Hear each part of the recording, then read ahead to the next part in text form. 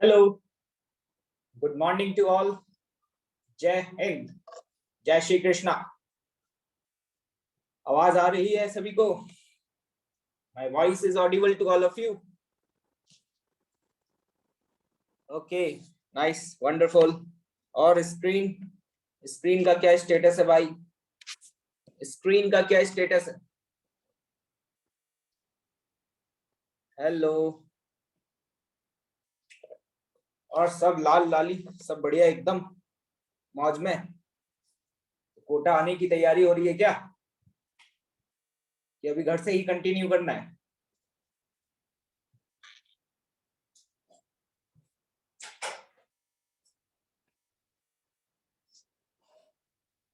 कुछ दिन में आपके पास एलन की तरफ से भी मैसेज आ जाएगा, ठीक है? और मैं तो आपसे ये कहूंगा कि ज्यादा जल्दबाजी ना करें, अच्छा रहेगा, क्योंकि आपकी क्लासेस तो चली रही हैं, ठीक है? तो जब तक पूरा ऑफिशियली कंफर्म नहीं हो जाता, ठीक है, क्लासेस स्टार्ट हो, आप उसके बाद भी ज्वाइन कर सकते हैं। ऐसा थोड़ा ना है कि मान लो एक को स्टार्ट हुआ तो आप एक को ही ज्वाइन करें। अगर मान लीजिए ऑफलाइन क्लासेस आपकी एक को स्टार्ट हो जाती हैं,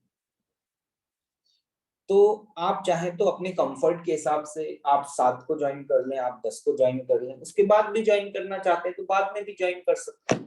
और अगर आप सोच रहे हैं कि नहीं अभी कंटिन्यू ऑनलाइन ही करना चाहते हैं, तो आप ऑनलाइन भी कंटिन्यू कर सकते हैं। मतलब हमारी तरफ से कोई आपके ऊपर रेस्ट्रिक्शन नहीं है। आपकी ऑफलाइन क्लासेस और ऑनलाइन क्लासेस दोनों एक साथ चलेंगी, ठीक है?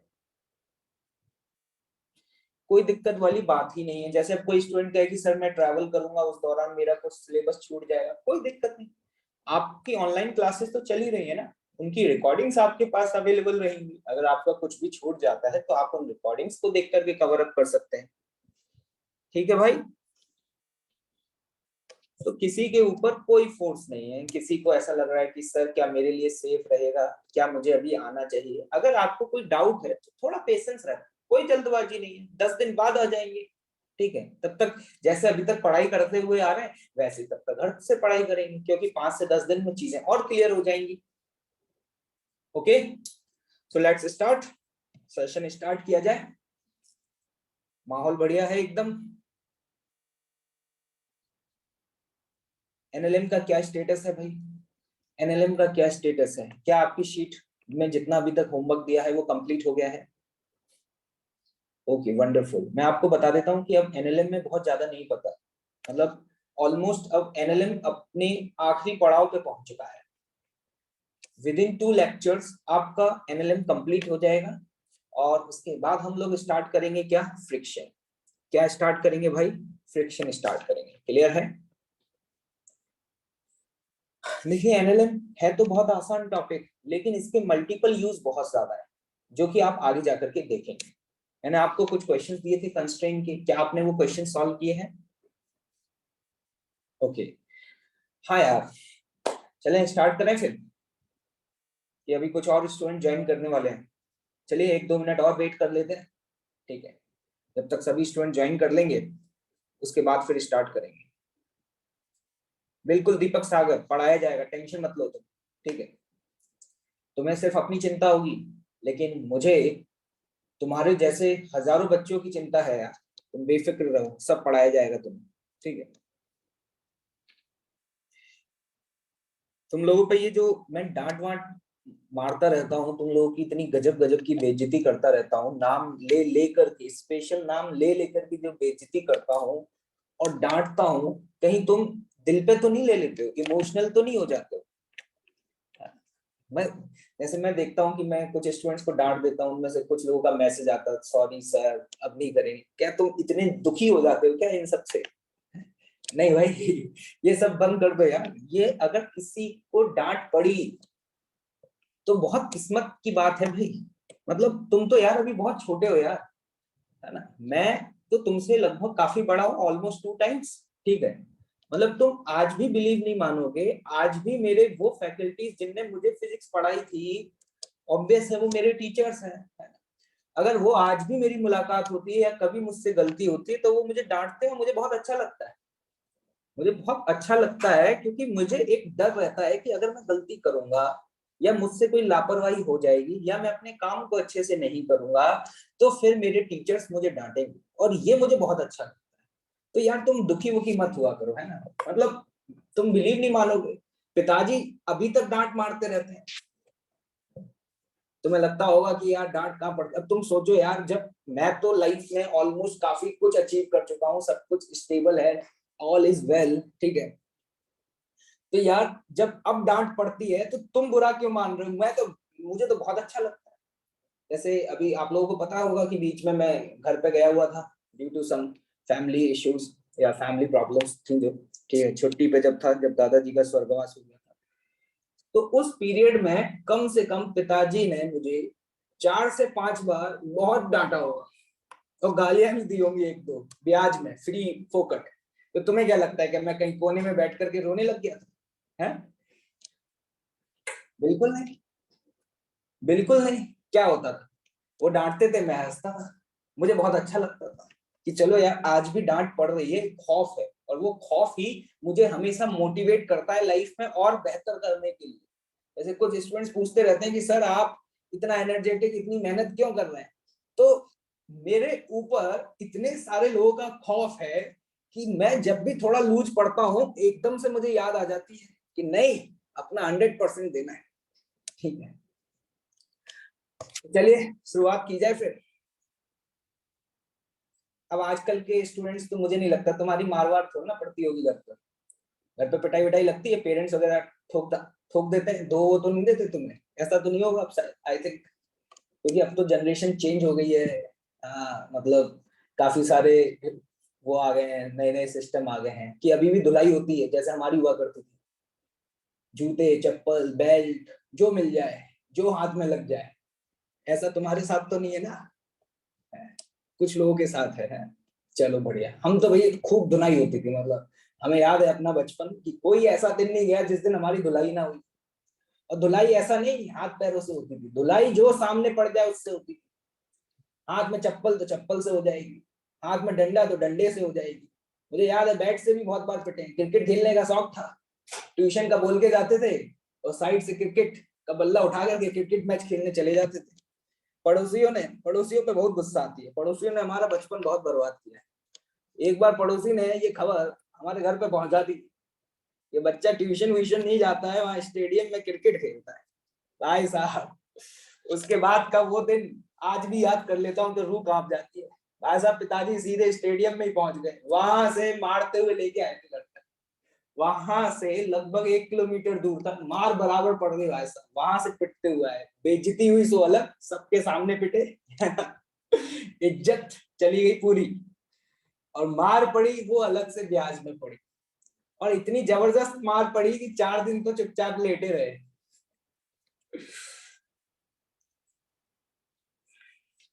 तो भाई माहौल तो, अब तुम्हें ऐसा लगता होगा ना यार, सर एकदम से इतना डांट देते हैं, बुलंद एकदम आवाज, एकदम कड़क हो जाते हैं यार, बहुत सॉफ्ट वॉइस में प्यार मोहब्बत से बात नहीं करते, पता नहीं कैसे कैसे लोग पढ़ा रहे हैं, ऐसा फील करते होगे ना तुम लोग। क्यों भाई, कि यार ऐसे एकदम से खड़ूस तरीके से डांटते हैं और ये वो, है ना। लगता होगा ऐसे बात नहीं करते, मेरे प्यारे बच्चों कैसे हो, क्या कर रहे हो, तुमने होमवर्क नहीं किया, कोई बात नहीं, ऐसे बात नहीं करते। यहाँ तो डांटा जाता है अलग, और वो तो अच्छा ऑनलाइन है, ऑफलाइन होते तो अब तक तो मुझे लगता है एक आध बार मार भी पड़ गई होती, लंगूरों में तो जरूर पक्का पड़ी गई होती अब तक, है ना। एक्चुअली में क्या है ना, ये सारा जो वॉइस, ये सारी चीजें जो है, आपकी आवाज, ये सब क्या है ना, पेरेंटल होती है। आपका कल्चर कैसा रहा है, बचपन जो है हमारा, वो ऐसे ही कटा है भाई, धुलाई करते हुए, मार धाड़ करते हुए बड़े हुए हैं। तो अब क्या है ना, वो जनरेशन का वो तो है ही ना, तो वो अंदर भरा हुआ है आज भी। आज भी प्यार मोहब्बत से बात करना आती ही नहीं है। चलिए स्टार्ट करें तो। चलिए, स्टूडेंट कह रहे हैं तो अपना बदला हमसे क्यों ले रहे हो। बदला कहाँ ले रहा हूं यार, ये समझ लो कि तुम्हें डांट रहा हूं तो इसका मतलब है तुम्हारे लिए बहुत मेहनत भी कर रहा हूं, ठीक है। बदला किसी से कुछ नहीं ले रहा, मैं तो बस ये चाहता हूँ कि तुम लोग सेलेक्ट हो जाओ, उसके बाद बिंदास जो मन करे वो करो। चलिए स्टार्ट करें फिर। तो आई होप ऑलमोस्ट सभी स्टूडेंट ज्वाइन कर चुके हैं। देखते हैं भैया आप लोगों के आंसर्स क्या आ रहे हैं। दिल थाम के बैठे रहिए, आंसर्स आपकी स्क्रीन पर आने वाले हैं। पहले का आंसर बताइए जल्दी भैया। एक्सेलरेशन ऑफ ए क्या आ रहा है? ए क्या आ रहा है? 15 आ रहा है। कुछ लोगों का 60, कुछ लोगों का 18, कुछ लोगों का 30। पहले का आंसर 15 आ रहा है, दूसरे का आंसर 6 आ रहा है, और तीसरे का आंसर 72 आ रहा है। 72 आ रहा है। कुछ लोगों का तो सही है। All is correct, wonderful. काफी लोगों का सही है, कुछ लोगों ने गड़बड़ की है। चलो कोई बात नहीं, चैट में टाइप करना बंद करो। अब जल्दी से फटाफट देखते हैं कि यहाँ पे गलती क्या करी है कुछ लोगों ने। ठीक है, देखिए यहाँ पे किसी भी रस्सी में आप टेंशन टी मान सकते हो। मैंने यहाँ पे इस रस्सी में टेंशन टी मान लिया, इसमें टेंशन टी बैठा तो इसमें भी टेंशन टी, ये टी तो ये भी टी, टी टी। ये तो समझ आता होगा, T T T T T. पूरी रस्सी सेम है तो हर जगह टेंशन क्या होगी? सेम होगी। ठीक है, यहाँ टी तो यहाँ क्या होगी? 2t। सिमिलरली यहाँ टी तो यहाँ क्या होगी? 2t। ये 2t और ये t। अब एक बात मुझे बताओ, अगर मैं ए की बात करूं, ए की, तो ए के ऊपर कितना टेंशन फोर्स लग रहा है? आराम से देखना, गलती नहीं होनी चाहिए। यहां से 2t लगेगा और यहां से भी 2t लगेगा, तो क्या मैं कह सकता हूं ए पे नेट टेंशन फोर्स 4t लग रहा है? बी में कुछ लोगों से गलती हो जाती है। बी में पूछा जाता है नेट टेंशन फोर्स कितना है, तो लोग बोलते हैं 3t, कुछ लोग, और कुछ लोग कहते हैं 4t। इनका बहुत गरीब हो गए। अगर तुम बी की बात करोगे तो देखो बी पे यहां से टेंशन फोर्स अवे लगेगा 2t, यहां से टेंशन फोर्स अवे लगेगा 2t, और यहां से टेंशन फोर्स अवे लगेगा t। अरे गरीब भाई बंधु, क्या समझ आ रही है? तो बताना 2t plus t, total sum कितना हो गया? 5t। तो बी पर टेंशन फोर्स पीछे की दिशा में कितना लग रहा है? 5t। बी का एक्सेलरेशन आगे की तरफ 12 दिया हुआ है। क्या आपको कंस्ट्रेंट की इक्वेशन लगाना आती है? समेशन टी डॉट ए का सम क्या कर दो? 0। तो देखो ए के लिए क्या लिखूंगा? 4t इंटू एक्सेलरेशन ऑफ ए। ये माइनस क्यों आया समझ में आ रहा है? क्योंकि बी पर टेंशन फोर्स पीछे है और उसका एक्सेलरेशन आगे है, तो टेंशन फोर्स और एक्सेलरेशन के बीच का एंगल है 180, और cos 180 की वैल्यू मेरे भाई बंधु जानते हैं -1 होती है, तो इसलिए माइनस आ गया। टी से टी कैंसिल हो गया, क्या ए की वैल्यू आ गई? हाँ, अभी थोड़ी देर में आएंगे फोर्थ क्वेश्चन पर। ठीक है, इस तरीके का सवाल आपको S1 में भी मिला होगा।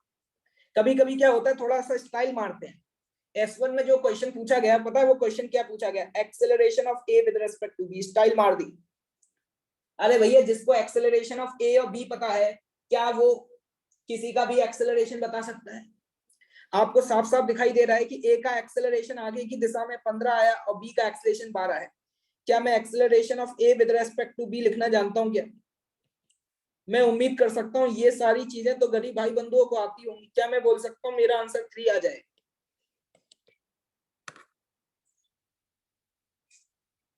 बहुत अच्छे।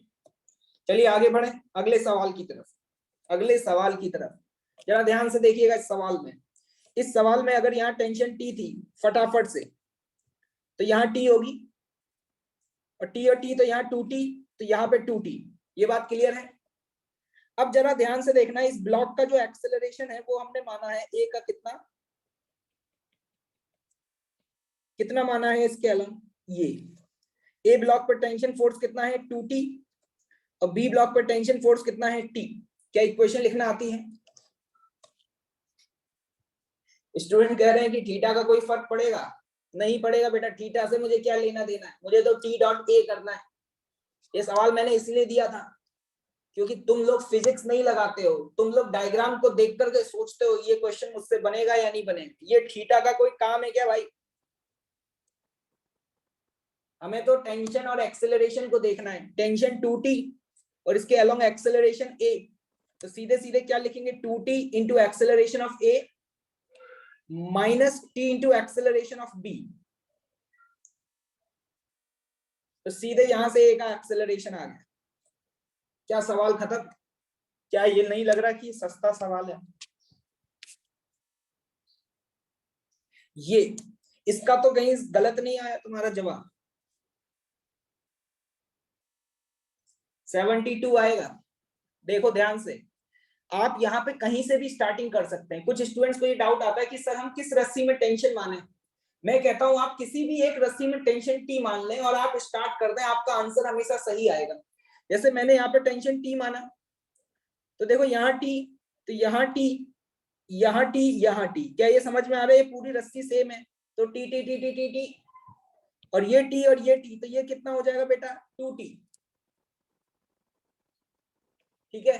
अब यहाँ पर कुछ लोगों ने गलती कर दी होगी, क्या तुमने ऐसा तो नहीं किया यहाँ टी तो यहाँ पे 2t कर दिया है?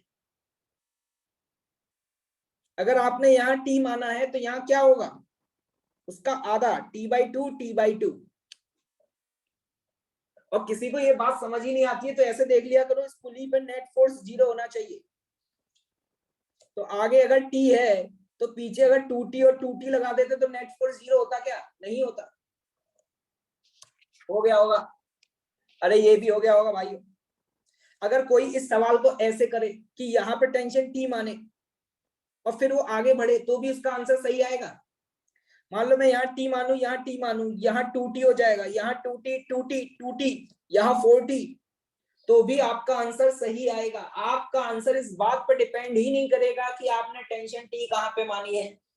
ये बात मुझे उम्मीद है सबको समझ आ गई होगी। बहुत बढ़िया। क्या तुम्हें नहीं लग रहा कि कंस्ट्रेंट के सवाल बहुत ही आसान है? अगर किसी एक का एक्सेलरेशन दिया हो तो दूसरे का एक्सेलरेशन निकाल सकते हैं। चलिए अब आ रहे हैं अगले सवाल की तरफ, क्वेश्चन नंबर 4।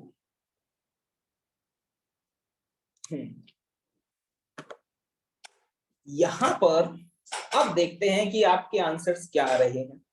मैं आपको आंसर्स बता देता हूं कि जो एक्सेलरेशन ऑफ ए आया है वो 10/3 इन अपवर्ड डायरेक्शन आया है, एंड एक्सेलरेशन ऑफ बी जो आया है वो 20/3 इन द डाउनवर्ड डायरेक्शन आया है। मैग्नीट्यूड है ये और ये इसका ये। देखिएगा सवालों को।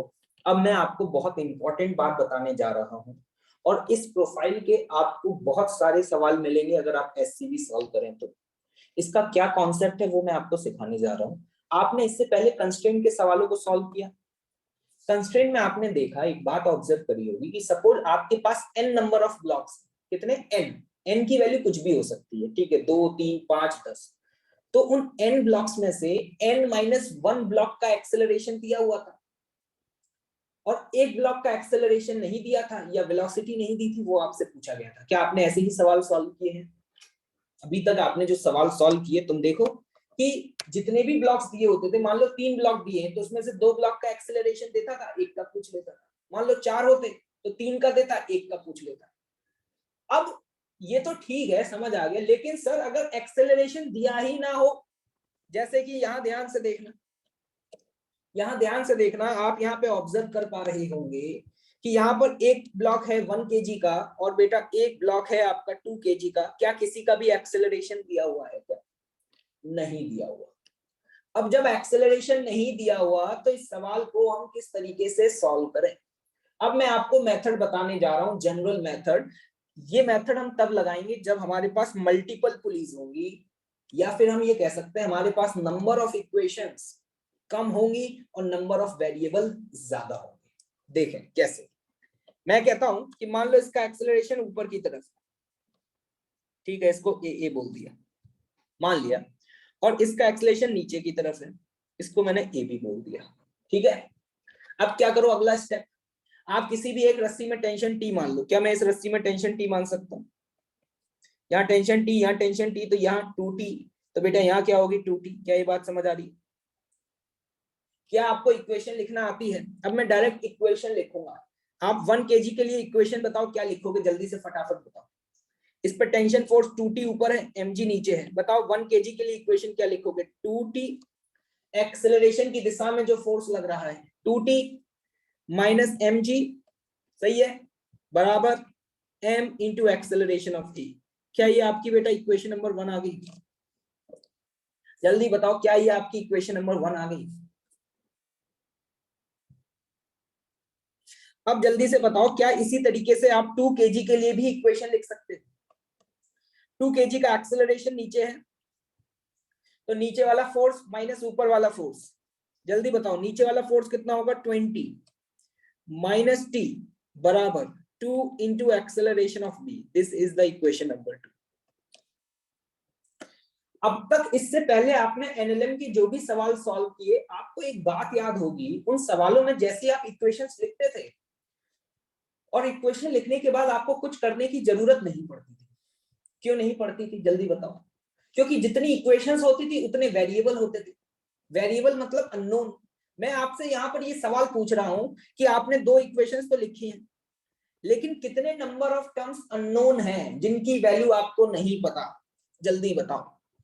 क्या तुम्हें दिखाई दे रहा है एक्सेलरेशन ऑफ ए पहला टर्म, एक्सेलरेशन ऑफ बी दूसरा टर्म, और टेंशन? क्या तुम्हें 2 इक्वेशन और 3 वेरिएबल दिखाई दे रहे हैं? अब जल्दी बताओ, यहां ऐसा कौन है भाई जो 2 इक्वेशन और 3 वेरिएबल दिए हो तो सॉल्व कर सकता है? क्या हमने ऐसी कोई मैथ्स पढ़ी है कि ऐसा संभव है कि हम सॉल्व कर पाए? नहीं कर सकते। जब भी ऐसा हो, अब सुन लेना, ब्रह्मास्त्र आ रहा है, फोकस करके सुनिएगा।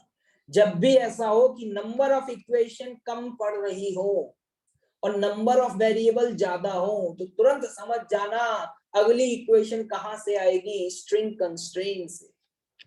कहां से आएगी भाई? मेरे भाइयों बंधुओं जल्दी बताओ, अगली इक्वेशन कहां से आएगी? स्ट्रिंग कंस्ट्रेंट से। मुझे याद है बच्चे सवाल पूछते हैं कि सर हमें कैसे पता चलेगा कि इस क्वेश्चन में कंस्ट्रेंट लगाएं या नहीं लगाएं। मैंने कहा हमें नहीं पता। हम तो मैथ्स के बहुत बढ़िया स्टूडेंट रहे हैं बचपन में, वो बात अलग है, आज थोड़ी ज्यादा बेइज्जती हो रही है 11th में, लेकिन बचपन में तो हमारा मैथ्स बहुत स्ट्रांग था। हम मैथ्स के स्टूडेंट हैं, हमें पता है अगर अननोन 3 है और इक्वेशन 2 है तो अगली इक्वेशन कहां से मिलेगी? स्ट्रिंग कंस्ट्रेंट से। क्या दिमाग में तुरंत क्लिक कर जाएगा? तो जल्दी से बताओ, क्या तुम इसके लिए स्ट्रिंग कंस्ट्रेंट लगा सकते हो? 1 kg वाले ब्लॉक पर 2t ऊपर है, एक्सेलरेशन भी ऊपर है। जल्दी बताओ, क्या मैं ऐसे लिख दूं क्या 2t इंटू एक्सेलरेशन ऑफ ए? अब आ जाते हैं 2 kg वाले पर। 2 kg वाले ब्लॉक पर टेंशन ऊपर है, एक्सेलरेशन नीचे है। प्लस या माइनस? क्या माइनस के t into acceleration of B लिख के 0 कर दूं? t से t कैंसिल आउट हो गया। यहां से आपको दिखाई दे रहा होगा कि 2 times of acceleration of a बराबर आ गया एक्सेलरेशन ऑफ b। क्या ये आपकी तीसरी इक्वेशन आ गई? क्या 3 इक्वेशंस दी हो? क्या अब इसके बाद आपको सॉल्व करना आता है? क्या इसके बाद आपको सॉल्व करना आता है या नहीं आता है? अब क्या करो, आप इक्वेशन 1 से a की वैल्यू, देखो सॉल्व करने का तरीका बता दो। इक्वेशन 1 से a की वैल्यू पुट कर दो। a की वैल्यू क्या रखोगे? 2 टाइम्स ऑफ 2t माइनस 10, सही लिखा है। सेकंड वाली इक्वेशन से b की वैल्यू पुट करो। एक्सेलरेशन ऑफ b की वैल्यू सेकंड इक्वेशन से क्या लिखोगे? 20 माइनस टी डिवाइडेड बाई 2। क्या इस तरीके से लिख सकते हो? समझ में आया हमने क्या किया ऑन सॉल्विंग द इक्वेशन 1 2 3? देखो फिजिक्स यहाँ पे खत्म हो गई है। फिजिक्स खत्म, मेरा डिपार्टमेंट खत्म। अब मेरा कोई काम नहीं है। इसके बाद कैसे सॉल्व करते हैं मुझे भी नहीं आता, तुम्हें भी नहीं आता, भाई भाई सब एक जैसे। क्या इसके बाद हम सॉल्व कर पाएंगे?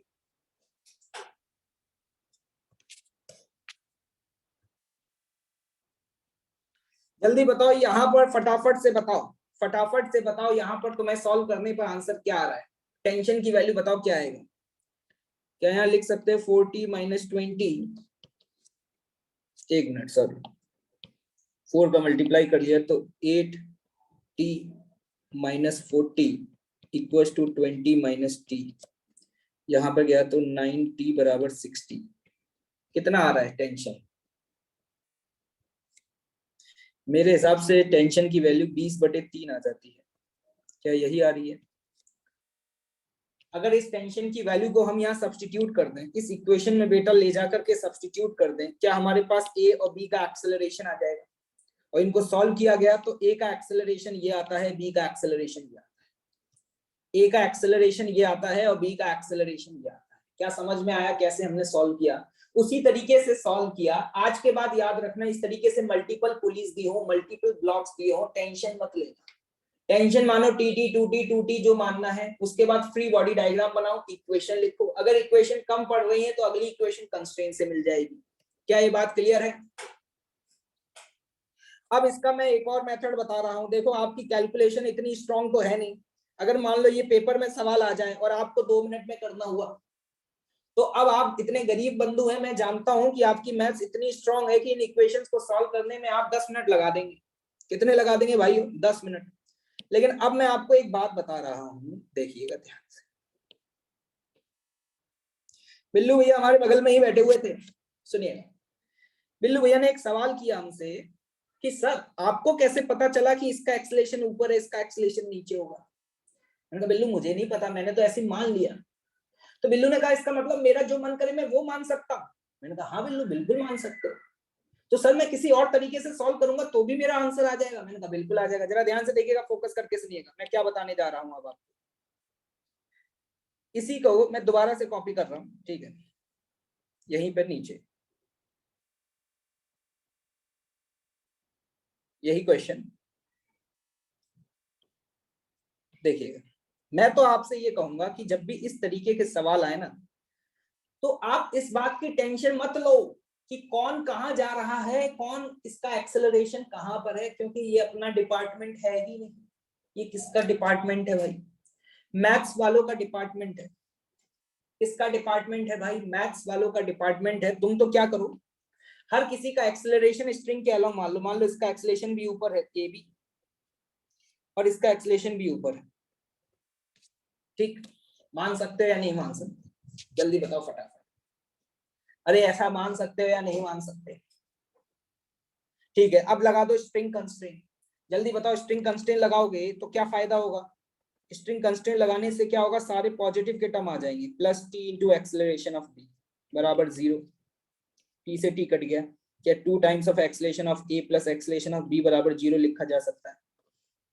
अभी ध्यान से देखना, मैंने बी का एक्सेलरेशन भी, मैंने क्या कहा, जितने भी ब्लॉक्स दिए हुए हैं हमें नहीं पता कौन कहां जाएगा, क्या सबका एक्सेलरेशन स्ट्रिंग के अलावा मान लिया जाए?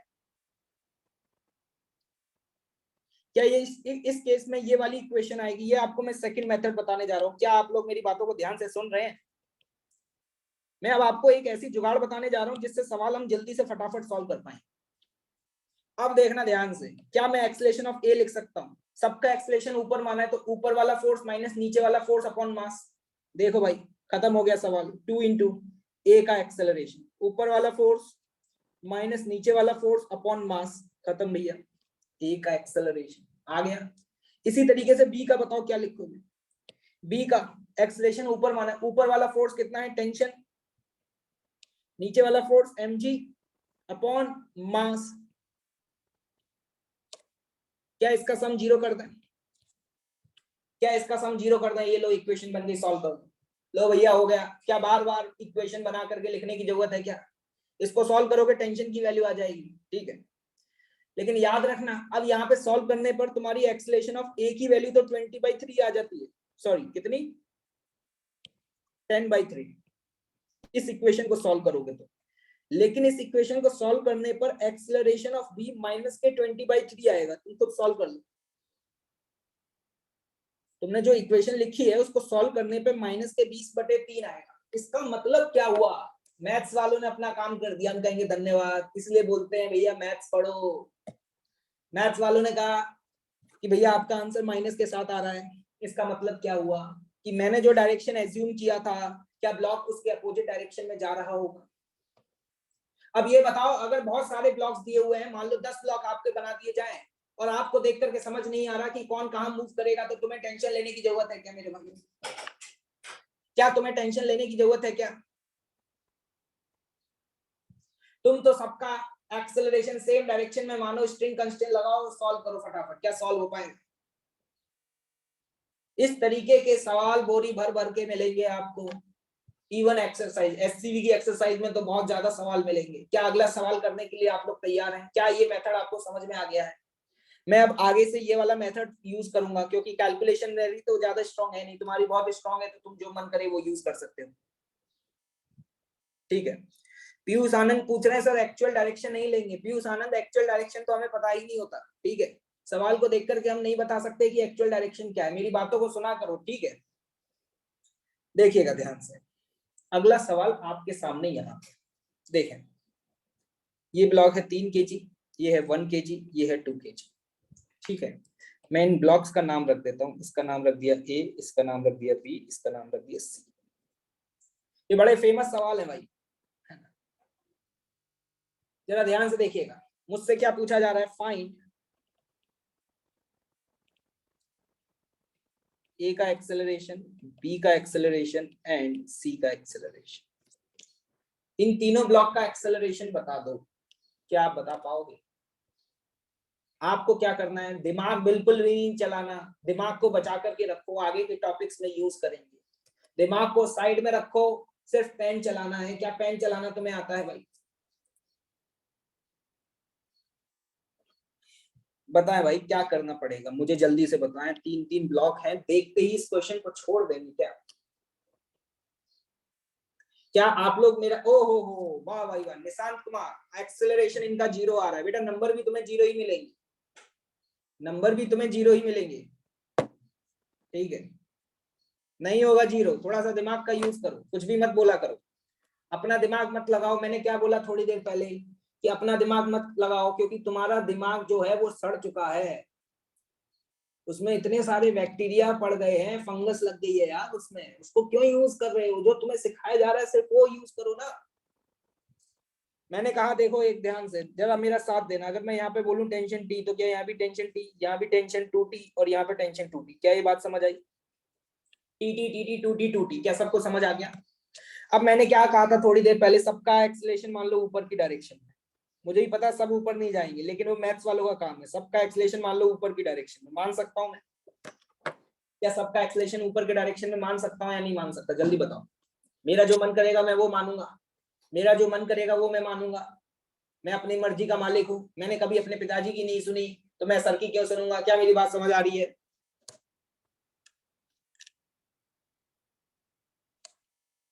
अब क्या करें?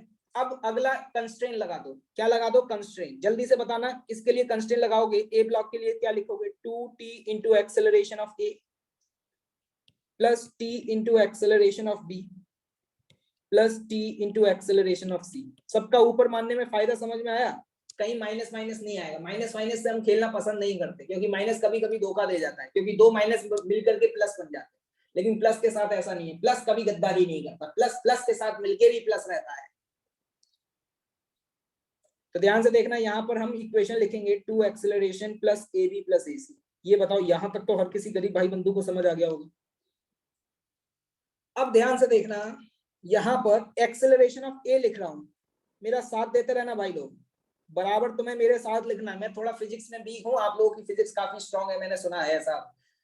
मार्केट में ये अफवाह चल रही है, न्यूज में भी आजकल आ रहा है कि नर्चर फेज वालों की जो फिजिक्स है वो बहुत स्ट्रांग है। तो थोड़ा सा मेरा साथ देते रहिएगा भाई लोग, ठीक है?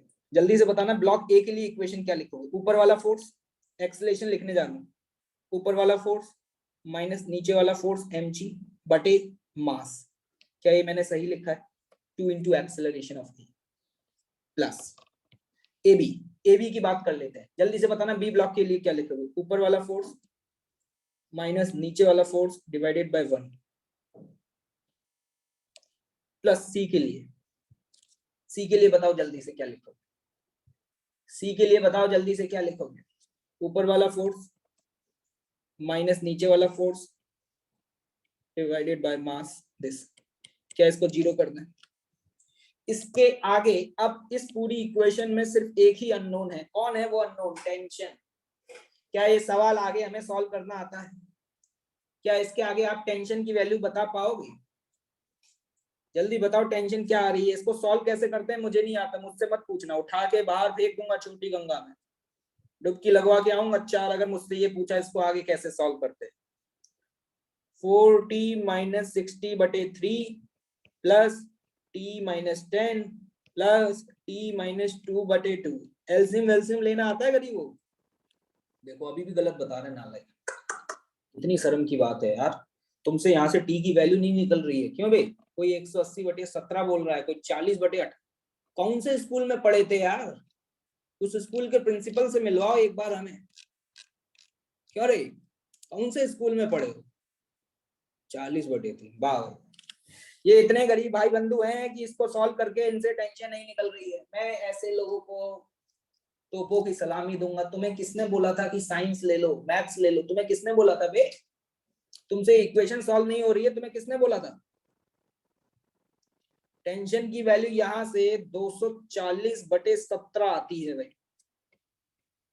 कुछ लोगों का ये जवाब आ रहा है, कुछ लोग 13 बोल रहे हैं। दोबारा चेक कर लो यार, अब मैं थोड़ा ना सॉल्व करूंगा। अब ये तो मैथ्स वालों का काम है यार, ये भी सॉल्व करना नहीं आता। यही आ रही है ना भैया, सही लिखा है मैंने? ओके। अब देखो आपके पास टेंशन की वैल्यू आ गई, तो एक बात बताओ, इस टेंशन की वैल्यू यहाँ पे पुट कर दोगे तो क्या ए का एक्सेलरेशन आ जाएगा, यहाँ पुट कर दोगे तो बी का एक्सेलरेशन आ जाएगा, और यहाँ पुट कर दोगे क्या सी का एक्सेलरेशन आ जाएगा। क्या सभी का एक्सेलरेशन आ जाएगा या नहीं आ जाएगा? क्या इसके आगे मुझे सॉल्व करने की जरूरत है? क्या इसके आगे आप खुद सॉल्व कर सकते हैं? अगर इस तरीके के सवाल आपको दिए हो तो देखो फिजिक्स यहीं पर खत्म हो गई। क्या इसके बाद ये विद इन 30 सेकेंड्स सॉल्व हो पाएगा? बहुत बढ़िया। अब भैया आप लोग खुद आंसर निकाल लेना, ए बी और सी का एक्सेलरेशन क्या है। ठीक है, हम नहीं बता रहे, हमको नहीं आती, हमारी थोड़ी वीक है मैथ्स, है ना। तुम्हारी स्ट्रॉन्ग है, तुम खुद निकाल लेना। बी का बता देते हैं, बी का कितना आ रहा है, बी का निकाल देते हैं। टी माइनस 10 आ रहा है सीधे सीधे, तो 240/17 माइनस की 10, तो मेरे हिसाब से 70/17 आ रहा है। ये तो बी का आ गया। इसका भी निकाल दें क्या, सी का? चलो निकाल दे रहे, गरीब लोग हो यार। 240/17 माइनस 20/2, 240 माइनस 340/34, कितना आ रहा है भाई ये? कितना आ रहा है? क्या मेरे हिसाब से माइनस के 50/17 आ रहा है क्या? यार माइनस आ रहा है, ये माइनस क्या बता रहा है? क्या हमने गलत सॉल्व किया है क्या?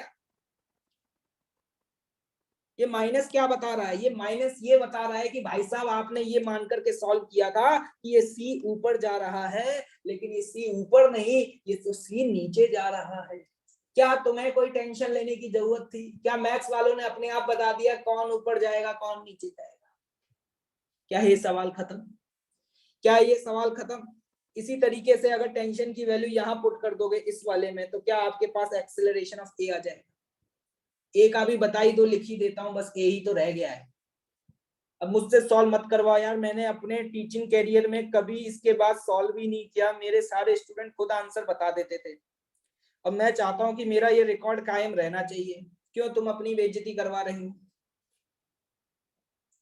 कुछ लोगों का आंसर 10/17 आ रहा है, क्या ये सही है क्या? पता नहीं यार, सॉल्व ही कर दो यार, ये लोग तो बहुत ही ज्यादा गरीब है यार। 2t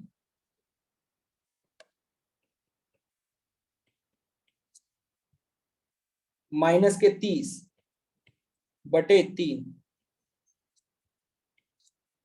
480 माइनस 510/51 माइनस के 30/51, ये दिया है। अब मुझे नहीं पता भाई, मैं नहीं जानता, मैंने सही सॉल्व किया है।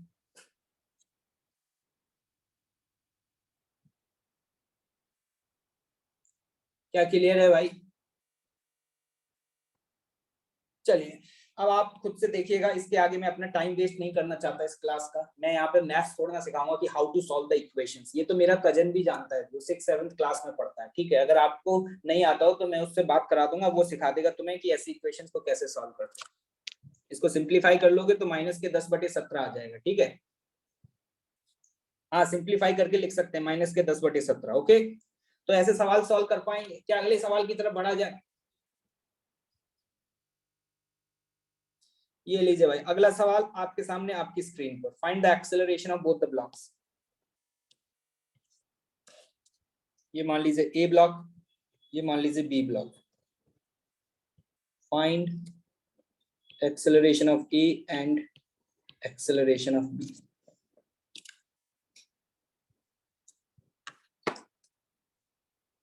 शुभम अगला सवाल सॉल्व करो। तुम्हारी मैथ्स बहुत स्ट्रांग है ना शुभम, इसलिए तो तुम्हारे इतने अच्छे नंबर आते हैं मैथ्स में। क्यों भाई शुभम? इसलिए तो तुम्हारी जो अभी रैंक आ रही है वो 3-3 डिजिट में आ रही है।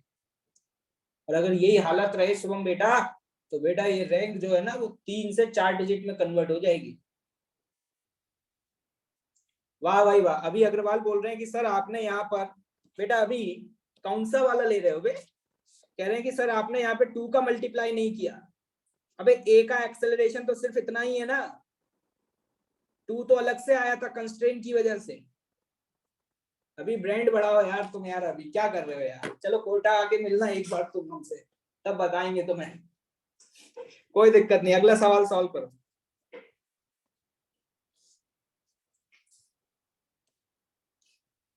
हाँ भाई, समय शुरू हो चुका है आपका। भैया 1 मिनट का समय मिलेगा, हो जाए तो ठीक है, नहीं तो छोड़ करके जा सकते हो क्लास से, क्योंकि अब मेरी बेइज्जती हो रही है। यहाँ पर इतने सस्ते सवाल नहीं हो पा रहे। मार्केट में इनको सबसे टफ सवालों में काउंट किया जाता है, लेकिन हम अपनी क्लास में इन सवालों को सबसे सस्ता बोलते हैं। लल्लू सवाल क्या आ रहा है, टेंशन ही बता दो यार। आयुष कुमार ने टेंशन निकाल लिया, बहुत शानदार यार आयुष, बहुत बढ़िया। आयुष कुमार टेंशन फोर्स बता चुके हैं, टी की वैल्यू। जिसने टी निकाल लिया वो तो आगे सॉल्व कर ही लेगा।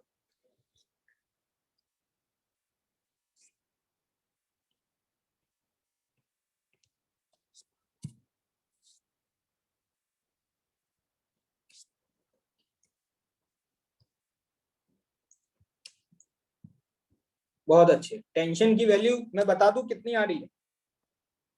हाँ सर ये बता दो, इसके बाद हम कर लेंगे। नालायक उसके बाद बचेगा क्या? देखो देखो कैसे लोग हैं। मैंने बोला टेंशन की वैल्यू बता दो तो कह रहे हैं ये बता दो, इसके बाद हम कर लेंगे। अरे टेंशन के बाद जो करने के लिए बचा, उसके लिए तो मैं आईआईटी करने की जरूरत ही नहीं है। 156/5 ये आ रही है टेंशन फोर्स।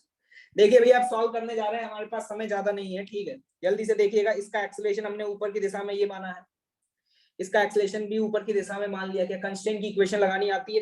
कंस्टेंट की इक्वेशन क्या लगाएंगे? T into acceleration of A plus 2t into acceleration of B बराबर 0। क्या मैंने सही किया है?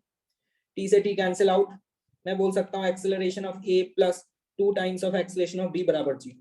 अब जल्दी से बताओ क्या तुम्हें एक्सेलरेशन लिखना आता है? चेक करो फटाफट से। ए के लिए क्या लिखोगे?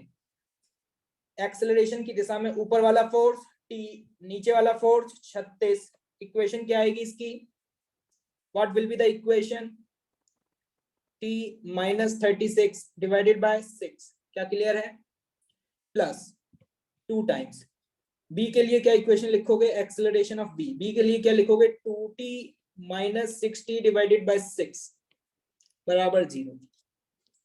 दोनों का मास इसलिए बराबर दिया था कि एलसीएम ना लेना पड़े, क्योंकि मुझे पता है गरीब भाई बंधुओं से एलसीएम लेना नहीं आता है। t minus 36 plus 4t minus 120 बराबर 0।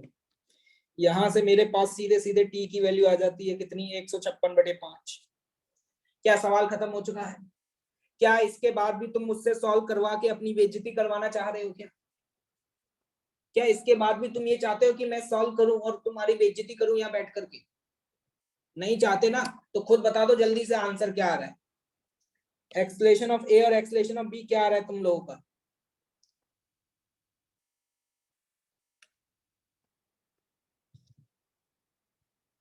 बहुत बढ़िया, एक्सेलरेशन ऑफ ए आ रहा है -4/5। क्या ये बिल्कुल सही है भाइयों?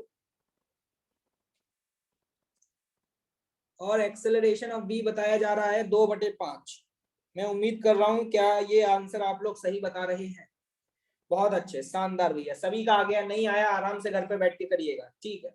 इसका मतलब ए का एक्सेलरेशन नेगेटिव आने का मतलब क्या हुआ? ऑब्वियस सी बात है, इसका मतलब ये हुआ कि ए अप द इंक्लाइन प्लेन जाएगा या डाउन द इंक्लाइन प्लेन जाएगा। देख रहे हो, तुम्हारा जो मन करता है वो कर रहे हो तुम। तुमने कहा सब ऊपर जाएंगे भाई, सब ऊपर मान लिए, तुमने टेंशन नहीं ली। मैथ्स वाले अपने आप बता रहे हैं कि भैया कौन ऊपर जाएगा कौन नीचे जाएगा। क्या ऐसे सवाल कर पाओगे? इस तरीके के सवाल अगर आपके सामने आ जाएं और बहुत सारी पुलिस और बहुत सारे मार्क्स अगर बना के दे दिया जाए, तो क्या तुम घबरा जाओगे या देखते ही सॉल्व कर दोगे?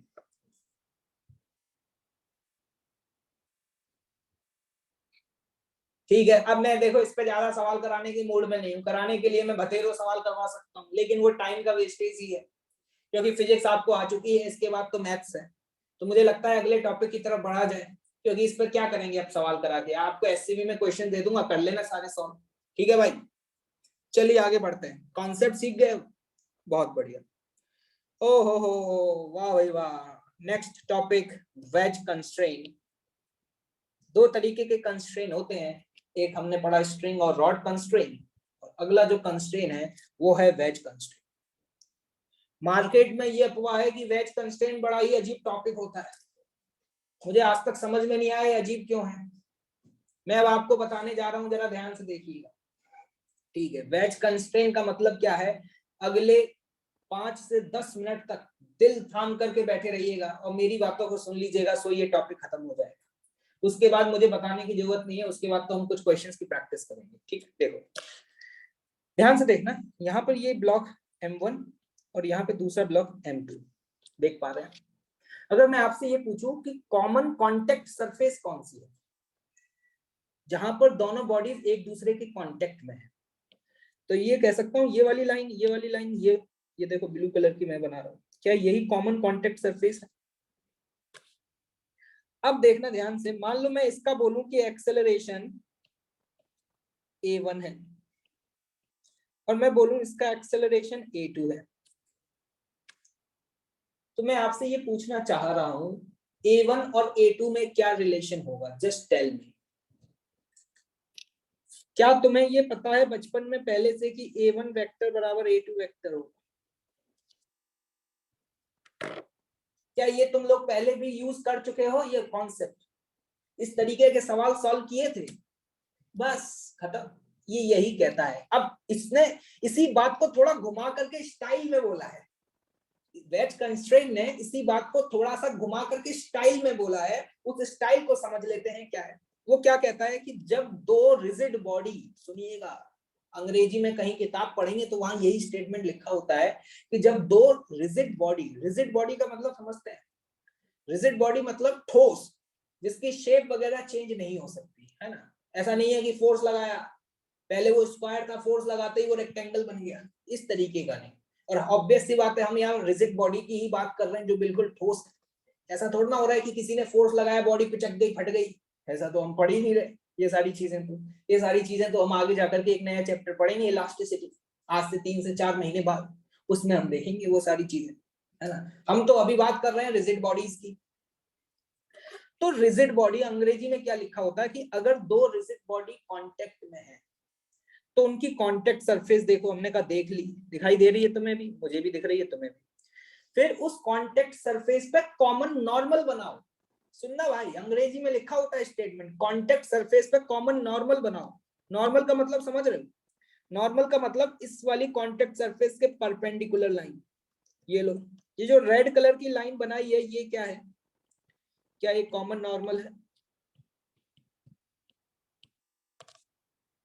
फिर कहते हैं कि अगर दो बॉडीज कांटेक्ट में है तो कॉमन नॉर्मल के अलोंग दोनों का एक्सेलरेशन मस्ट बी सेम होना चाहिए, या हम ये कह सकते हैं कॉमन नॉर्मल के अलोंग अगर दो बॉडीज कांटेक्ट में है तो एक्सेलरेशंस के कंपोनेंट सेम होने चाहिए। वेज कंस्ट्रेंट खत्म, यहीं पर वेज कंस्ट्रेंट खत्म। अब सवाल उठा कि सर ये क्यों होना चाहिए, मैंने कहा लॉजिकल सी बात है भाई। एक बात बताओ, यहां पर ये दोनों बॉडीज कांटेक्ट में है, ये है कॉमन नॉर्मल, अगर इस कॉमन नॉर्मल के अलोंग A1 की वैल्यू A2 से ज्यादा होती, अगर A1 की वैल्यू A2 से ज्यादा होती तो क्या करता, क्या A1 A2 को तोड़ते हुए क्या उसके अंदर एंटर हो जाता?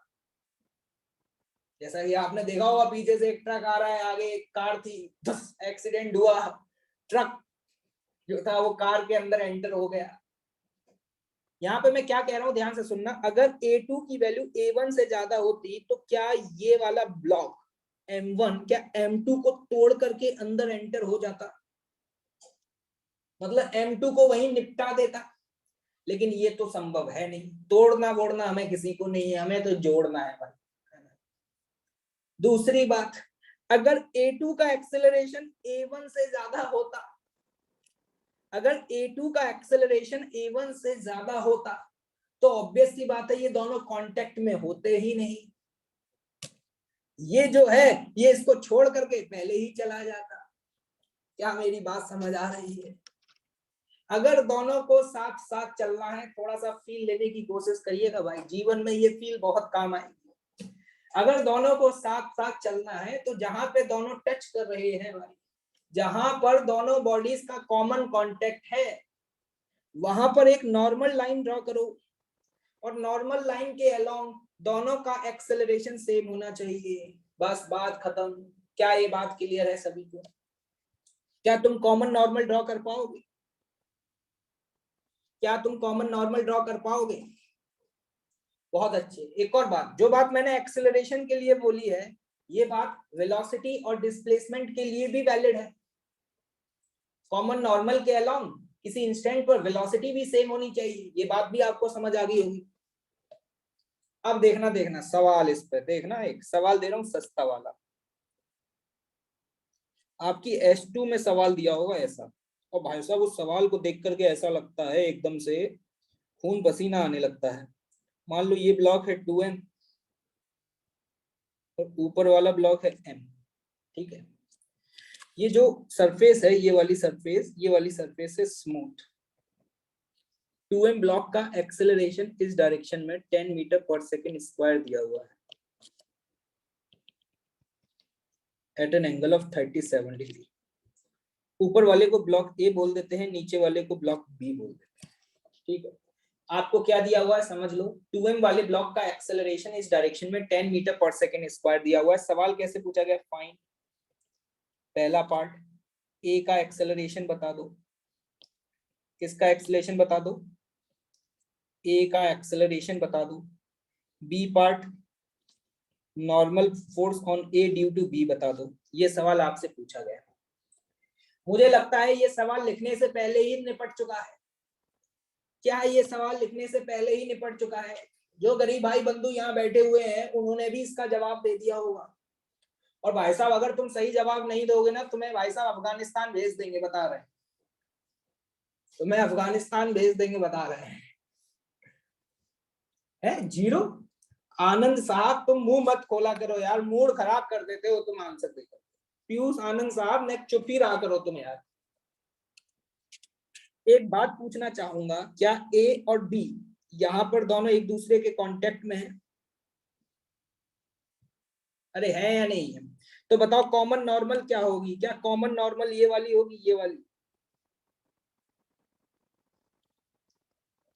एक बात बताना, 10 का ये वाला कंपोनेंट कितना होगा? 10 cos 37 जो कि 8 आ गया। 10 का वर्टिकल कंपोनेंट क्या होगा? 6। बी का कॉमन नॉर्मल के अलोंग एक्सेलरेशन कितना है? 6। अभी बताया था ऊपर कॉमन नॉर्मल के अलोंग एक्सेलरेशन सेम होना चाहिए, बताया था गरीबों। तो हम ये कह सकते हैं ए का एक्सेलरेशन भी क्या होगा? क्या सवाल खत्म हो गया? ये लो, ये भाई साहब S2 का क्वेश्चन है जो तुम कहते हो बहुत टफ लग रही है तुम्हें। ये कितना हो गया? 6 metre per second square. Next part में क्या पूछा गया है? Normal force. अब तो सवाल बहुत आसान है, फ्री बॉडी डायग्राम बनाओ और सॉल्व कर लो। ए का मैं फ्री बॉडी डायग्राम बनाने आ रहा हूं।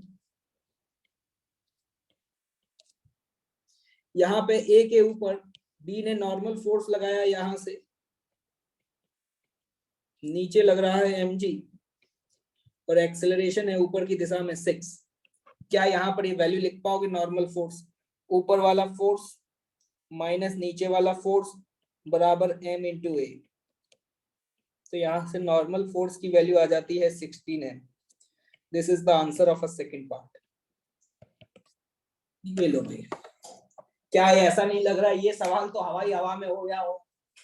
क्या हवाई हवा में तुमने फायर शूट कर दिया है क्या? और बेटा हवाई हवा में अगर फायर शूट नहीं करोगे तो शायद तुमने एक वीडियो देखा हो कि कल जब यूएस का प्लेन उड़ा तो भाई साहब कुछ लोग उससे लटक गए थे और हवा में जाकर के वहां से गिर गए। देखे हो क्या? भाई साहब वही हालत तुम्हारी कर दूंगा मैं। पहले तो प्लेन में बिठा के ले जाऊंगा और जब लगभग 500 मीटर ऊपर पहुंच जाऊंगा वहां से तुम्हें उठा के नीचे फेंक दूंगा नालायक को, अगर तुम्हारा गलत आया होगा।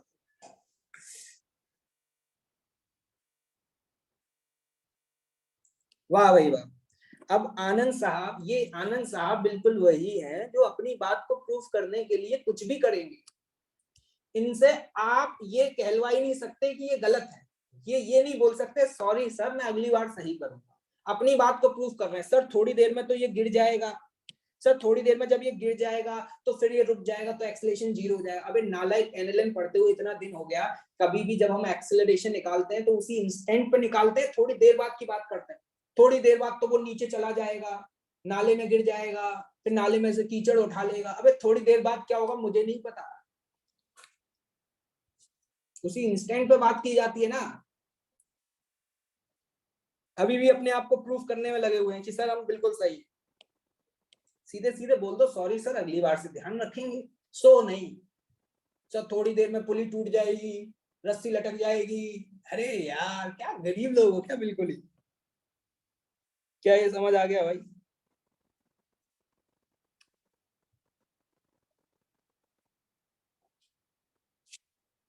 ऑब्वियस सी बात है, ब्लॉक का जो एक्सेलरेशन है वो सिर्फ और सिर्फ वाई डायरेक्शन में ही हो सकता है। ब्लॉक का जो एक्सेलरेशन है वो एक्स एक्सिस के अलोंग नहीं हो सकता, क्योंकि ब्लॉक के ऊपर कोई भी फोर्स एक्स एक्सिस के अलोंग नहीं लग रहा, क्योंकि ये सरफेस परफेक्टली स्मूथ है तो यहाँ फ्रिक्शन है ही नहीं। तो ब्लॉक ए का फ्री बॉडी डायग्राम बनाओगे तो जो भी फोर्सेस लग रहे हैं वो सिर्फ वाई के अलोंग ही लग रहे हैं, नॉर्मल और एमजी। तो एक्स के अलोंग तो कोई फोर्स है ही नहीं, तो ब्लॉक का जो भी एक्सेलरेशन होगा वो सिर्फ वाई डायरेक्शन में ही होगा। ठीक है,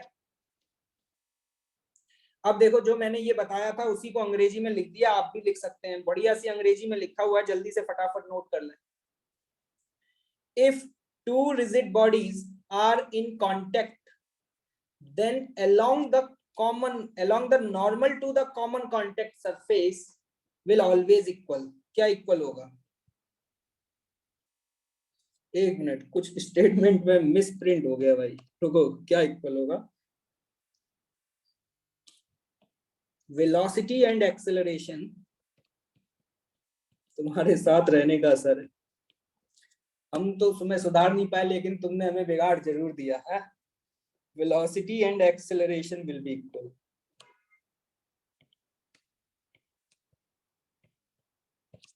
जल्दी भाई जल्दी, जल्दी भाई जल्दी, फटाफट। If the two rigid bodies are in contact, pen चलाओ बे, पेन चलाओ। कि तुम्हारी किस्मत उस लड़के जैसी नहीं है, वो बचपन का प्यार जो गाना गा रहा था। अगर तुम्हें लग रहा है कि तुम्हारी जीवन में वैसे ही चमत्कार हो जाएगा बिना मेहनत किए, जैसे बचपन का प्यार के में हो गया था, बेटा वो नहीं हुआ। तुम्हें तो मेहनत करनी पड़ेगी। वो तो हजारों करोड़ों में, पता नहीं लाखों में कोई एक आध इंसान होता है कि एक गाना गा करके भाई हिट हो गए हैं, इस समय सेंसेशन बने हुए हैं। तुम मत सोचना बेटा कि तुम्हारी किस्मत इतनी अच्छी है, तुम्हें तो मेहनत करनी पड़ेगी जबरदस्त तरीके से। कुछ सोच रहे हैं कि वाह सर मैं भी कुछ ऐसा कर दूं कि वायरल हो जाऊं, मुझे भी गाड़ी वाड़ी मिल जाएगी एक्ट्रेस वैक्ट्रेस से मिलने को। और सर दूसरी बात, एक्ट्रेस भी मिल जाएगी, तुम्हें नहीं मिलेगी बेटा, तुम्हें तो आईआईटी में जाना ही पड़ेगा। If the two rigid bodies are in contact, then along the normal to the common contact surface, velocities and accelerations will be equal। क्या आगे बढ़े? क्या आप सवाल कर पाओगे? इस कॉन्सेप्ट पे सवाल कर पाओगे? चलिए देखते हैं। अब आपको ये लग रहा होगा कि यार सर ने तो कुछ ऐसा नया पढ़ाया ही नहीं, बस हेडिंग डाली है और ऐसा लग रहा है ये तो सर ने वही बातें बताई हैं जो हमें पहले से पता थी। बिल्कुल, लेकिन किताबों में हेडिंग डली होती है, कुछ सवाल बन जाते हैं, देखना ध्यान से। ये जो आपको दिखाई दे रहा है ना, ये ट्रायंगुलर शेप का, इसको वेज बोलते हैं। इसको क्या बोलते हैं? वेज। इसलिए उसका नाम पड़ गया वेज कंस्ट्रेंट। या तो ट्रायंगुलर ब्लॉक बोलते हैं, लेकिन फिजिक्स की लैंग्वेज में इसको वेज बोला जाता है। देखना ध्यान से, यहाँ पे एक आपको रॉड दिखाई दे रही होगी, ठीक है, या रॉड मान लो या पाइप मान लो, ठीक है। और ये पाइप इस तरीके से वॉल के बीच में फिक्स है। ये एक ऐसी पतली सी वॉल है, उसके बीच में ये पाइप फिक्स है। और यहाँ पे ये लिखा हुआ है कि all surfaces are smooth, all surfaces are smooth. ये क्वेश्चन में क्लियरली मेंशन है, यहाँ पे कहीं भी कोई भी फ्रिक्शन नहीं है। अब मैं आपसे एक बात पूछ रहा हूँ, एक बात बताओ, क्या तुम्हें ये फील आ रही है कि ये वाला रॉड इस तरीके से जब नीचे आएगा, क्योंकि ये सीधे सीधे वर्टिकल डायरेक्शन में ही मूव कर सकता है, ये इसका कंस्ट्रेन है, इसकी मजबूरी है कि ये सिर्फ और सिर्फ किस डायरेक्शन में मूव कर सकता है? वाई डायरेक्शन में। क्या ये बात समझ आ रही है? क्योंकि इस तरीके से ये दो वर्टिकल वॉल्स के बीच में फिक्स है। जब ये नीचे आएगा, देखो ये जब नीचे आएगा, धीरे धीरे नीचे आएगा, तो ये जो वेज है, वेज ये धीरे धीरे पीछे जाएगा इस तरीके से। ठीक है, कंपोनेंट करना आते हैं। तो मैं बोला कि वेज का एक्सेलरेशन 12 है, वेज का एक्सेलरेशन 12 है। मान लो रॉड का एक्सेलरेशन डाउनवर्ड डायरेक्शन में ए है, तो आपको फाइंड करना है, फाइंड एक्सेलरेशन ऑफ रॉड। इस रॉड का एक्सेलरेशन बताओ क्या होगा। ये रॉड इस तरीके से नीचे आ रही है, वेज राइट डायरेक्शन में जा रहा है, और आपसे इस समय वेज का एक्सेलरेशन पूछा जा रहा है। समय शुरू होता है आपका टिक शुरू। लेट्स सी, ये रही कॉन्टेक्ट सरफेस, ब्लू कलर से बनाऊंगा। ये रही कॉमन नॉर्मल, जिसको लाल कलर से बनाऊंगा।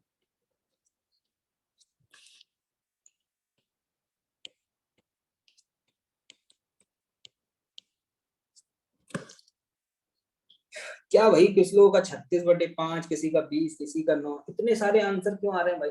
आंसर तो एक ही आना चाहिए, आज इतने सारे आंसर क्यों आ रहे हैं? देखना ध्यान से, मुझे नहीं पता आप लोगों का आंसर गलत क्यों आ रहा है, देख लेना। आखिरी बार बताऊंगा, ऐसे सवाल आपको शीट में काफी मिलने वाले हैं।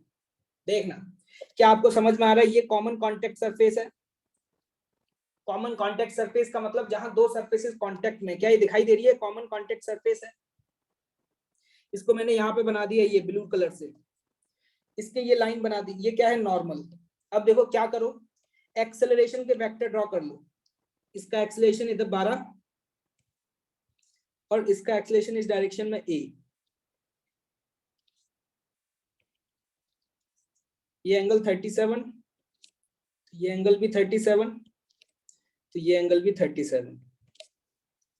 अब जल्दी से बताना अभी क्या बोला था। 12 का वो कंपोनेंट बताओ जो कॉमन नॉर्मल के अलोंग होगा। जल्दी बताओ, 12 का वो कंपोनेंट जो कॉमन नॉर्मल के अलोंग होगा, क्या है वो? क्या ये दिखाई दे रहा है तुम्हें? 12 sin 37 होगा। 12 sin 37 वेज के एक्सेलरेशन का वो कंपोनेंट है जो कॉमन नॉर्मल के अलोंग है। क्या ये बात क्लियर है?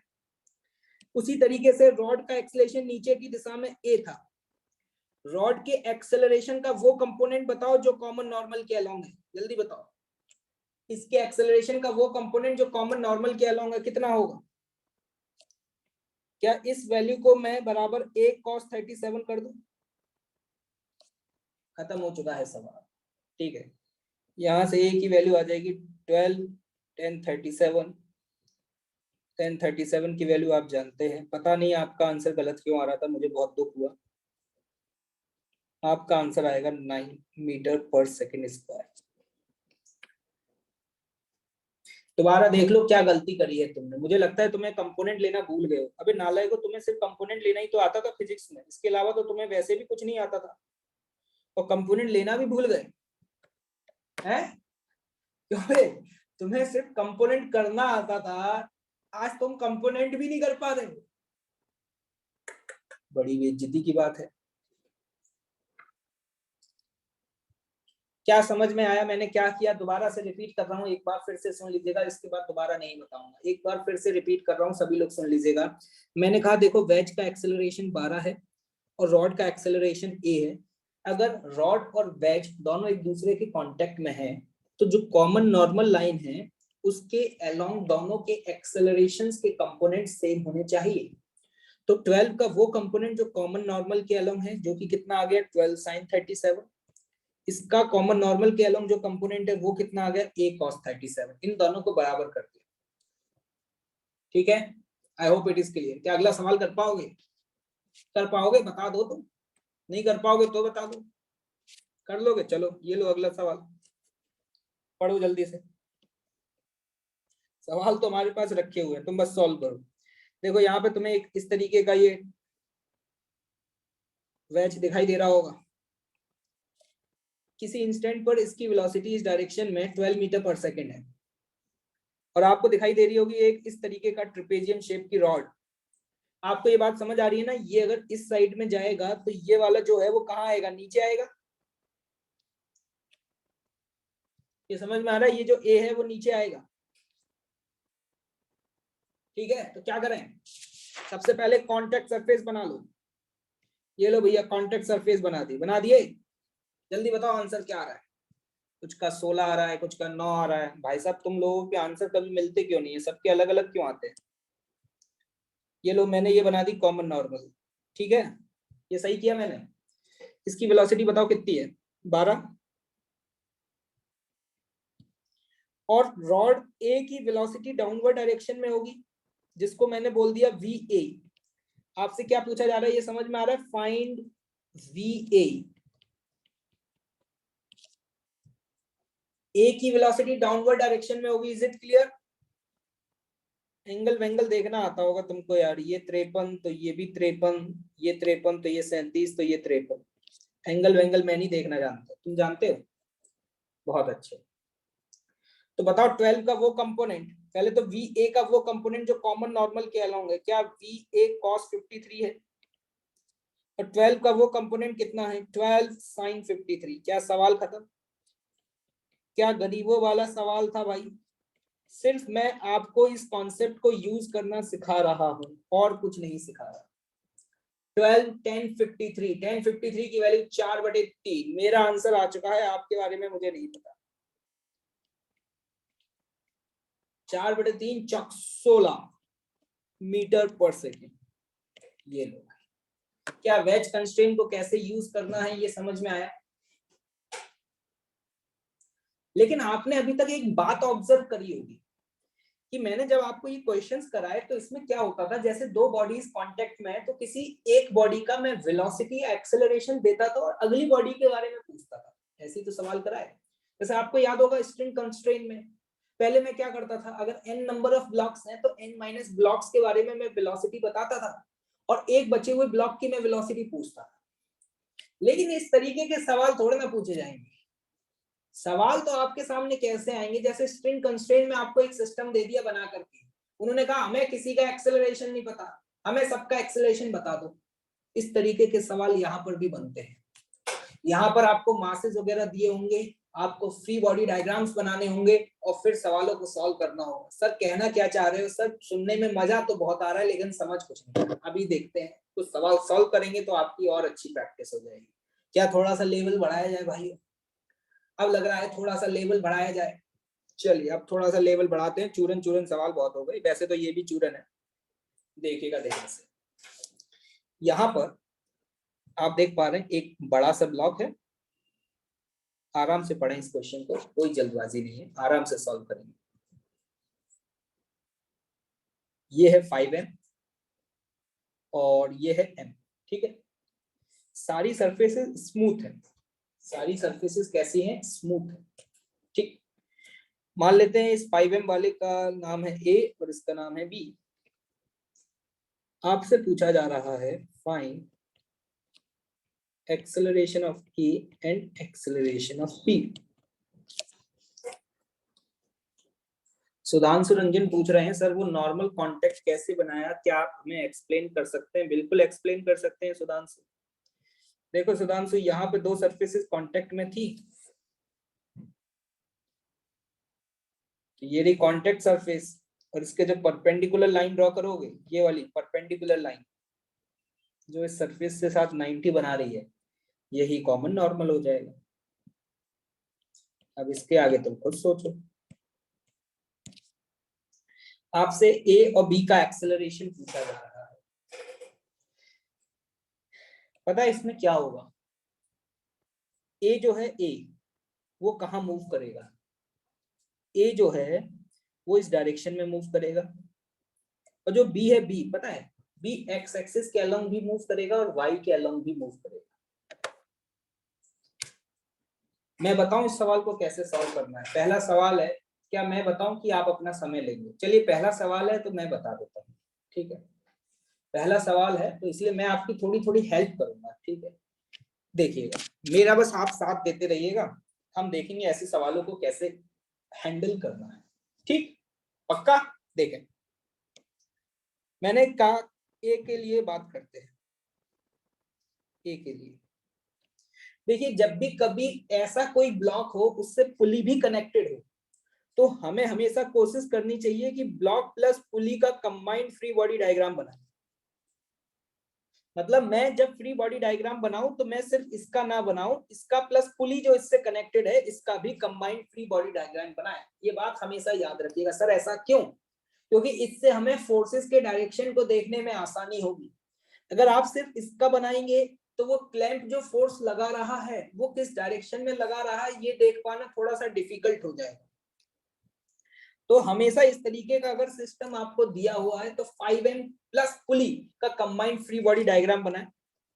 मान लो यहाँ पे टेंशन T है, यहाँ भी टेंशन T है, तो बताओ क्या आप बोल सकते हो यहाँ पे टेंशन T इस डायरेक्शन में होगी, एक टेंशन T इस डायरेक्शन में होगी, ठीक है।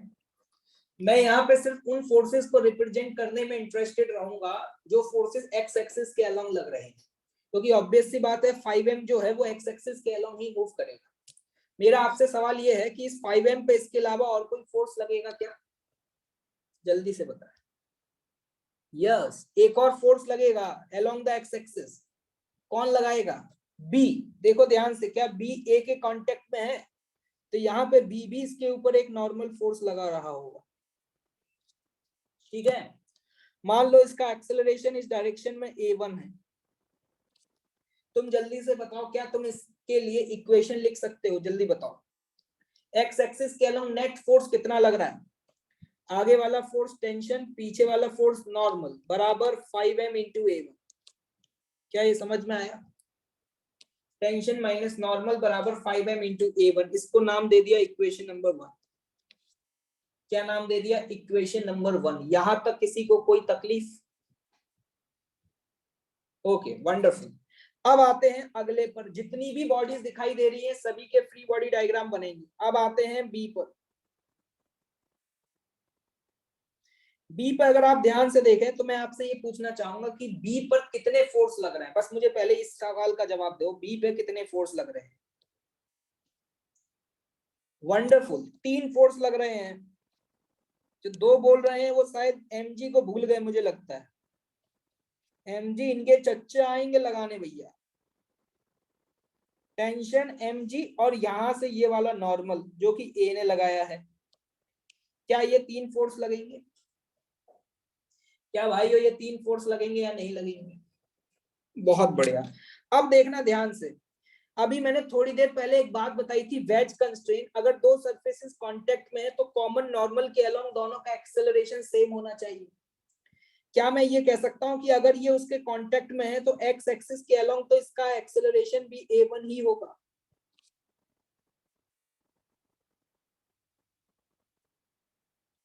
सिद्धार्थ अनिल कह रहे हैं कि सर 5M का mg नहीं लगाया है। सिद्धार्थ बेटा, मैंने 5M पे सिर्फ उन्हीं फोर्सेस को रिप्रेजेंट किया है जो एक्स के अलोंग लग रहे हैं, ठीक है।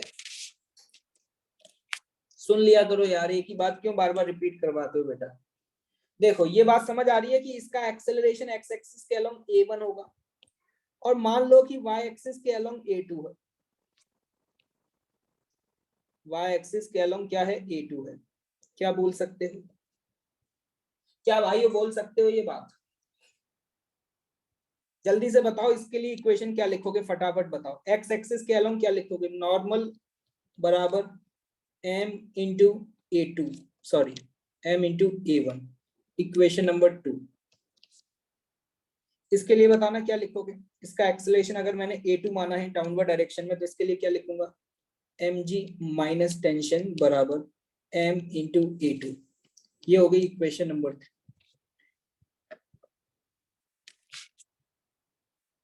ठीक है। एक स्टूडेंट कह रहे हैं कि सर पुली कैसे मूव करेगा? बेटा पुली 5M से कनेक्टेड है, ठीक है, और जब 5M चलेगा तो पुली भी चलेगी। मैंने क्या बोला? दिमाग मत चलाओ तुम अपना, जो बोल रहा हूँ वो करो। फ्री बॉडी डायग्राम बनाओ और इक्वेशंस लिखो। कैसे चलेगा, क्यों चलेगा, ये मत पूछा करो मेरे से, क्योंकि तुम्हारी फील से मैं नहीं चल सकता यार। तुम्हारी फील के हिसाब से तो दुनिया में कुछ चलता ही नहीं है।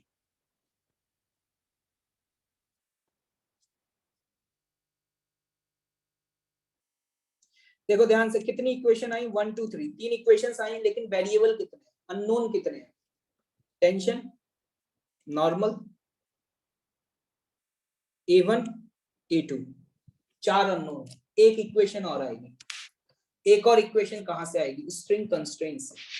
कहां से आएगी? स्ट्रिंग कंस्ट्रेंट से। कंस्ट्रेंट जिंदाबाद। ध्यान से देखना, इसका एक्सेलरेशन इस डायरेक्शन में a1, तो जब आप t डॉट a करते हो तो जो टेंशन के डायरेक्शन में एक्सेलरेशन होता है वही तो लेते हो। ए बी कॉस थीटा का मतलब क्या होता है? अगर मैं a डॉट b पूछता हूं तो ए बी कॉस थीटा में b कॉस थीटा जो है वो a के अलोंग b का कंपोनेंट है ना। तो देखना यहाँ पे टेंशन के अलोंग एक्सेलरेशन कितना है इसका a1, तो देखो क्या लिखोगे t इंटू a1, ठीक है। इसकी बात कर लेते हैं, इस पर टेंशन के अलोंग एक्सेलरेशन कितना है, a2 नीचे के डायरेक्शन में है टेंशन के अलोंग, तो यहाँ पे क्या लिखेंगे माइनस के t इंटू a2 बराबर 0, t से t कट गया, देखो ध्यान से a1 बराबर a2 आ गया। It is the equation number 4। a1 की जो वैल्यू है वो a2 के बराबर है। ये मैंने कहा से इक्वेशन लिखी है, देखो ये वाली इक्वेशन आपकी कहां से आई, स्ट्रिंग कंस्ट्रेंट से। ठीक, कैसे लिखी फिर से एक्सप्लेन करूं। टी डॉट ए करना है, क्या करना है, टी डॉट ए। देखो यहाँ पे टेंशन ऊपर है और टेंशन के अलोंग एक्सेलरेशन कितना है a2, तो टी डॉट ए करोगे तो टी इंटू a2 ही आएगा, a1 के साथ तो डॉट क्या हो जाएगा, 0 हो जाएगा। अब जल्दी से बताओ इन इक्वेशंस को सॉल्व करके आपका आंसर क्या आ रहा है, फटाफट।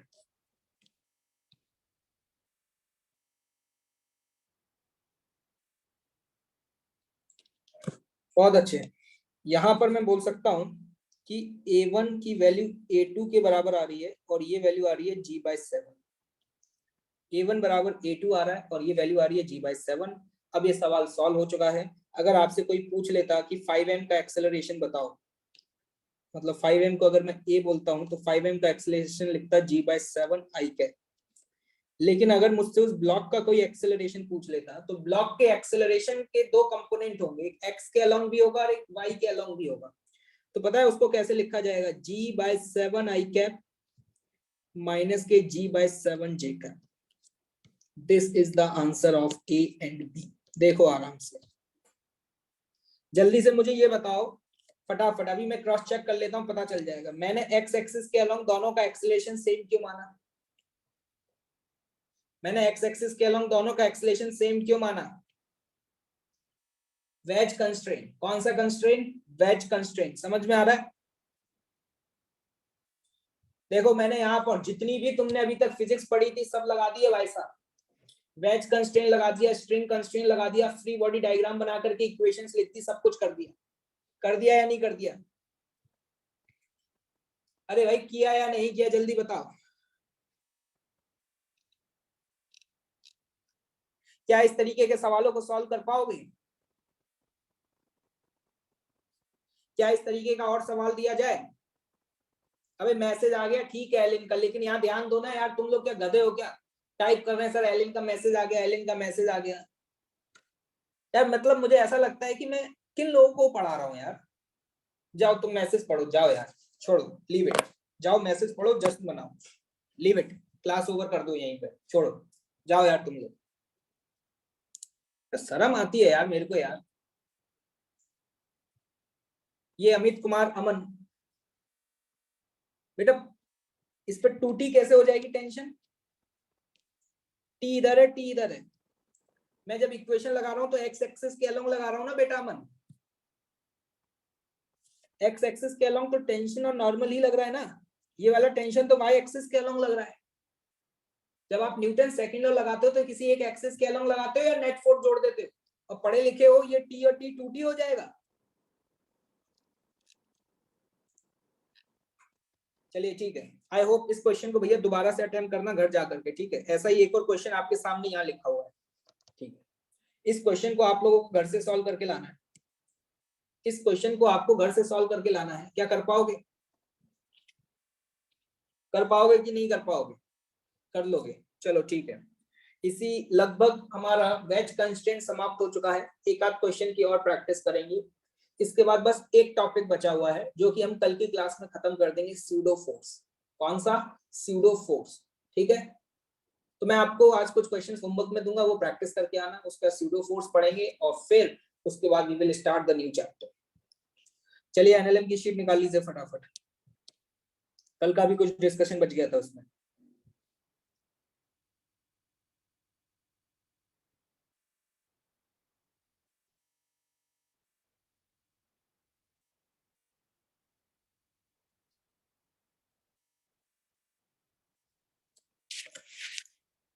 यस, S1 में क्वेश्चन नंबर 8 तक आई थिंक हम लोग डिस्कस कर चुके हैं, ठीक है। क्वेश्चन नंबर 9 तो आपसे हो गया होगा। देखो 9th में आपको आंसर जो है वो केजी में नहीं दिया हुआ है, न्यूटन में दिया हुआ है, तो इसका मतलब है आपको जी से डिवाइड करने की जरूरत नहीं है, ठीक है। क्वेश्चन नंबर 10 में किसी को डाउट? 10th जैसा क्वेश्चन, क्लास नोट्स का क्वेश्चन है, 10th तो क्लियर होगा, ओके। 12th में किसी को डाउट? 12th भी क्लास नोट्स का ही क्वेश्चन है, सेम क्वेश्चन किया था, वो गलती तो नहीं कर दी है कहीं आंसर उल्टा आ रहा हो, ठीक है। 15th क्वेश्चन, 15th क्वेश्चन देखिएगा, 15th क्वेश्चन बता देता हूं।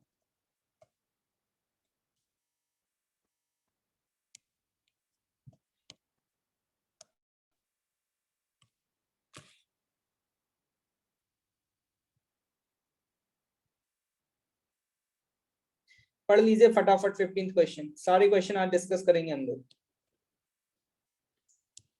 और डिस्कशन में थोड़ा सा इन्वॉल्व होना सीखो अगर तुम फिजिक्स सीखना चाहते हो, अदरवाइज मेरे पास मत आना रो करके।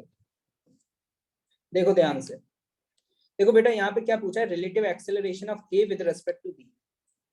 ऐसा क्वेश्चन तो वैसे हम लोग ऑलरेडी कर चुके हैं। आपको ए का एक्सेलरेशन रिलेटिव टू बी निकालना है, मतलब you have to find acceleration of A with respect to B, ये फाइंड आउट करना है। ए का एक्सेलरेशन आपको पता चल जाए तो आप ये पता कर सकते हो। कैसे पता करोगे? मान लो यहाँ टेंशन टी, यहाँ टी, यहाँ टी, तो यहाँ पे क्या हो जाएगा 2t, समझ आ रहा है? तो देखो यहाँ पे भी क्या हो जाएगा 2t। अब तुम ध्यान से देखना, ब्लॉक ए पर कितने टेंशन फोर्स है? क्या 2t है? और ब्लॉक बी पर कितना टेंशन फोर्स है? t यहाँ से 2t यहाँ से, क्या 3t है? बस खत्म हो गया। ऐसा क्वेश्चन मैंने आपको होमवर्क में भी दिया था। अब डायरेक्टली यहाँ पे क्या लिखोगे? 2t into acceleration of A. B की बात करोगे तो बी पर टेंशन फोर्स पीछे है, एक्सेलरेशन आगे है, तो माइनस के 3t इंटू ए नॉट बराबर 0, टी से टी कैंसिल, तो ए का एक्सेलरेशन कितना आ जाता है? 3a0/2। लेकिन ये आपका आंसर नहीं होगा। कुछ लोगों को लग रहा होगा कि सर हमारा आंसर मैच नहीं हुआ। अगर आप क्वेश्चन पढ़े बेटा तो आपसे रिलेटिव एक्सेलरेशन पूछा है ना, मतलब आपको यहाँ पर एक्सेलरेशन ऑफ, कि जितने भी स्टूडेंट आज एग्जिट कर रहे हैं ना, इनकी लिस्ट बनाऊंगा, और इस बात की गारंटी दे रहा हूं कि भाई साहब इनको तो मैं नहीं पढ़ाऊंगा, ये मैं याद रखना तुम लोग। आज सारी लिस्ट निकलवाता हूं, जो स्टूडेंट डिस्कशन स्टार्ट होते ही स्किप मार जाते हैं। This one, acceleration of A minus acceleration of B. A का एक्सेलरेशन कितना बेटा? 3a0/2 माइनस बी का एक्सेलरेशन, बी का एक्सेलरेशन कितना है? a0। क्या इसके आगे आप सॉल्व कर पाएंगे? क्या आपका आंसर आ गया? फ्री बॉडी डायग्राम बना के क्या सॉल्व करोगे भाई? एक का एक्सेलरेशन दिया है, सीधे स्ट्रिंग कंस्ट्रेंट लगाओ ना। क्या क्लियर है? आगे बढ़ा जाए भाई। इसका मतलब S1 में जितने क्वेश्चन दिए थे वो मैं डिस्कस कर चुका हूं। O1 पर आ जाते हैं। Yes, now O1। O1 में यहां से डिस्कशन स्टार्ट होना था। 22 में किसी को डाउट? नहीं। 23, 24, 23 में डाउट आ रहा है। 23 में डाउट आ रहा है, देखिएगा ध्यान से। ये 23 में उन्हीं लोगों को डाउट आ रहा होगा जो आंसर फील से दे रहे हैं। जो आंसर फील से दे रहे हैं उन्हीं को डाउट आएगा। मेरी बातों को क्लास में ध्यान से सुना होगा तो डाउट नहीं आएगा। इसमें ये पूछा है भैया किसमें इलॉन्गेशन ज्यादा होगा? उसमें इलॉन्गेशन ज्यादा होगा, इसमें टेंशन ज्यादा होगी, और टेंशन निकालनी है तो आपको पता है ना कैसे सॉल्व करते हैं। क्या करना पड़ेगा यहाँ पर? इसको रिलीज, इसको नॉर्मल स्ट्रिंग से रिप्लेस कर दो। क्या इसको एक एडवुड मशीन मान सकता हूं? अगर एडवुड मशीन मान सकते हो तो तुम्हें पता है टेंशन की वैल्यू क्या होती है? 2m1 m2 upon m1 plus m2 into जी।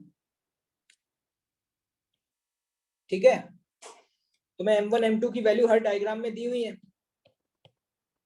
आंसर फील से मत देना, ठीक है? तुम्हें m1 m2 की वैल्यूज दी हुई है। अगर आपको ये वैल्यूज दी हुई है तो आपके पास टेंशन आ जाएगी, और जिसमें टेंशन ज्यादा होगी उसी स्प्रिंग में इलोंगेशन भी ज्यादा होगा। जिसमें टेंशन ज्यादा होगी उसी में इलोंगेशन भी क्या होगा, ज्यादा होगा। क्लियर? 25 में भी डाउट है? ओके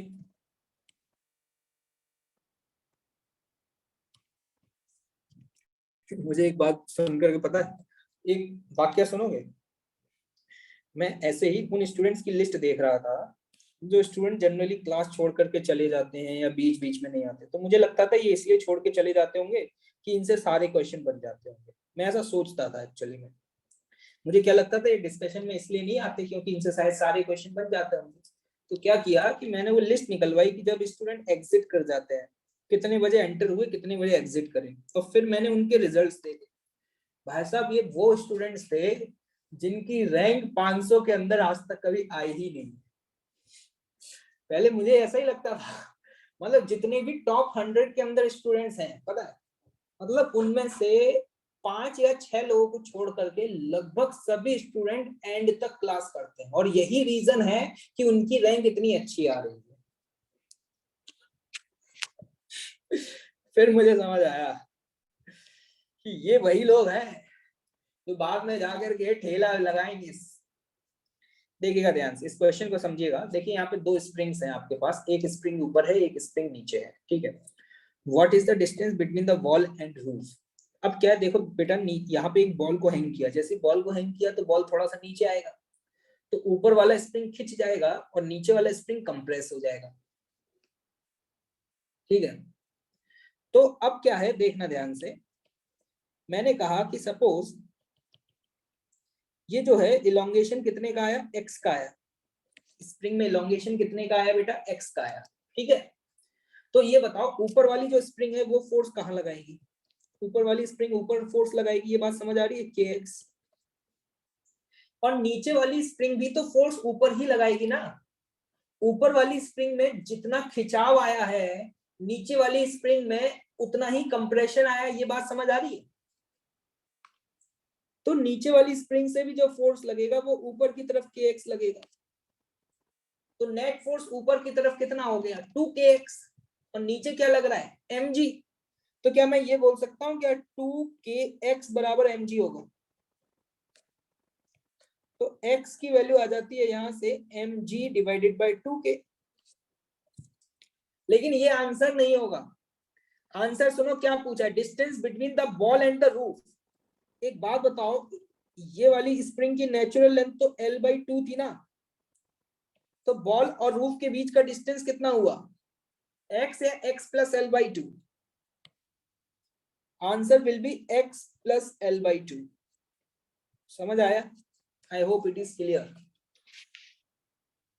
ओके, अब आते हैं क्वेश्चन 27। बढ़िया क्वेश्चन है, देखें इस क्वेश्चन को। क्या पढ़ लिया आप लोगों ने क्वेश्चन? है तो ये भी क्वेश्चन बहुत आसान, लेकिन वही है कि तुम लोगों को वेक्टर वेक्टर कम आता है मुझे लगता है। तुम क्या करते हो कि डायरेक्शन नहीं देखते हो, कोई भी डायरेक्शन मान लेते हो, सॉल्व करने लग जाते हो। मान लो यहाँ पे टेंशन T, यहाँ भी T, यहाँ T, यहाँ T, यहाँ T, तो यहाँ 2T और यहाँ 2T, ठीक है। मान लो यहाँ पे किसकी, A के बारे में दिया हुआ, A is moving away from the wall. A जो है वो वॉल से अवे जा रहा है, इसका स्पीड है v और एक्सेलरेशन है a। तो बेटा ये बात तो तुम्हें शायद समझ आ रही होगी ना, कि जब ये वाला अवे जा रहा होगा, दूर जा रहा होगा, तो b कहाँ जा रहा होगा? ये दिखाई दे रहा है बेटा, b कहाँ जा रहा होगा, ऊपर जा रहा होगा। तो मान लेते हैं b की वेलोसिटी ऊपर ये है, एक्सेलरेशन ये है। जो वेलोसिटी में रिलेशन आएगा वही एक्सेलरेशन में आएगा। तो चलो पहले निकाल लेते हैं। क्या आपको स्ट्रिंग कंस्ट्रेन आता है? ए पे बताओ नेट टेंशन फोर्स कितना है? 2T यहां से लग रहा है और 2T यहां से लग रहा है। नेट टेंशन फोर्स कितना है बेटा, 4T। तो देखना यहाँ पे स्ट्रिंग कंस्ट्रेंट लगाने जा रहा हूं, तुम्हें भी लिखना आता है स्ट्रिंग कंस्ट्रेंट। इसके लिए लिखूंगा -4T इंटू वी। क्लियर? अगर अब मैं बी की बात करूं, बी की बात, बी पे टेंशन फोर्स ऊपर, वेलोसिटी भी ऊपर, बताओ क्या लिखोगे गरीबों? प्लस टेंशन इंटू वी बराबर 0। टी से टी कैंसिल आउट हो जाएगा। क्या तुम्हें दिखाई दे रहा है कि बी की जो वेलोसिटी है वो 4v हो जाएगी, और यही रिलेशन एक्सेलरेशन में भी आएगा, एक्सेलरेशन भी क्या हो जाएगा 4a। इतना तो समझ आ गया होगा। और ये वेलोसिटी कहां पर आई है, वाई एक्सिस के अलोंग आई है। अब देखना velocity of B with respect to A, यही तो खेल गए। उसने रिलेटिव वेलोसिटी पूछी है। मैं अगर आपसे पूछूं velocity of B with respect to A बताओ, तो आप ऐसी तो लिखोगे velocity of B minus velocity of A. कुछ लोग कहते हैं सर हो गया, मैंने कहा कैसे सर, ये 4v है और ये b है। अभी मैंने कहा नालायक, वेक्टर है वेक्टर, इसको लिखेगा b की वेलोसिटी को लिखेगा 4v कैप, और a की वेलोसिटी को लिखेगा माइनस के v आई कैप। गलती समझ में आई? इसके बाद क्या लिखेगा भाई, v i cap plus 4v cap, this is the velocity of b with respect to a। ये होगा सही। अब आपको मैग्नीट्यूड निकालना है, तो मैग्नीट्यूड निकालना तो आता है वेक्टर। बताओ क्या होगा मैग्नीट्यूड, v का स्क्वायर प्लस 4v का स्क्वायर मतलब 16v स्क्वायर। क्या √17v will be your answer? समझ में आया कि नहीं आया? जो वेलोसिटी के साथ है वही एक्सेलरेशन के साथ भी होगा। गलती क्या करी थी, क्लियर है? ऑल इज वेल,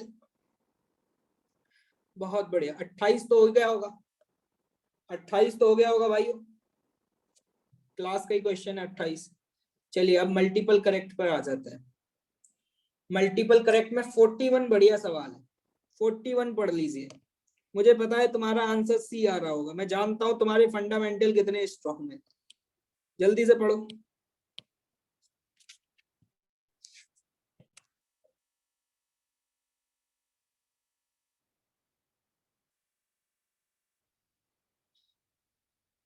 हाँ, पढ़ लिया क्या भाई?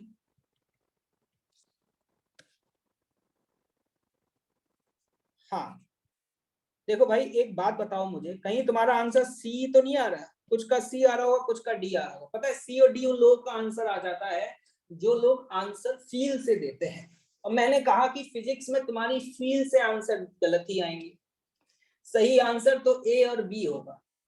एक बात बताओ मुझे, इस ब्लॉक के ऊपर कौन फोर्स लगा रहा है, जल्दी बताओ। स्प्रिंग 1 या स्प्रिंग 2? स्प्रिंग 2 ही लगाएगी क्योंकि 2 ही इसके कांटेक्ट में है। बहुत बढ़िया। स्प्रिंग 2 में इलोंगेशन कितने का है? स्प्रिंग 2 में इलोंगेशन कितने का है? x2 का है। कितने का है? x2 का है। तो क्या मैं ये कह सकता हूं कि इस ब्लॉक के ऊपर जो फोर्स लग रहा होगा वो k2 इंटू x2 लग रहा होगा, क्योंकि ब्लॉक पे तो सिर्फ सेकंड वाली स्प्रिंग ही फोर्स लगाएगी, और वो फोर्स कितना लगाएगी? k2 into x2। बहुत बढ़िया। अब बात ध्यान से सुनना, ये आपकी दो स्प्रिंग एक साथ कनेक्टेड है। क्या हम आइडियल स्प्रिंग्स के बारे में पढ़ रहे हैं? क्या हम आइडियल स्प्रिंग्स के बारे में पढ़ रहे हैं भाइयों? ये बताओ जल्दी से। अरे पढ़ रहे हैं, बहुत अच्छे।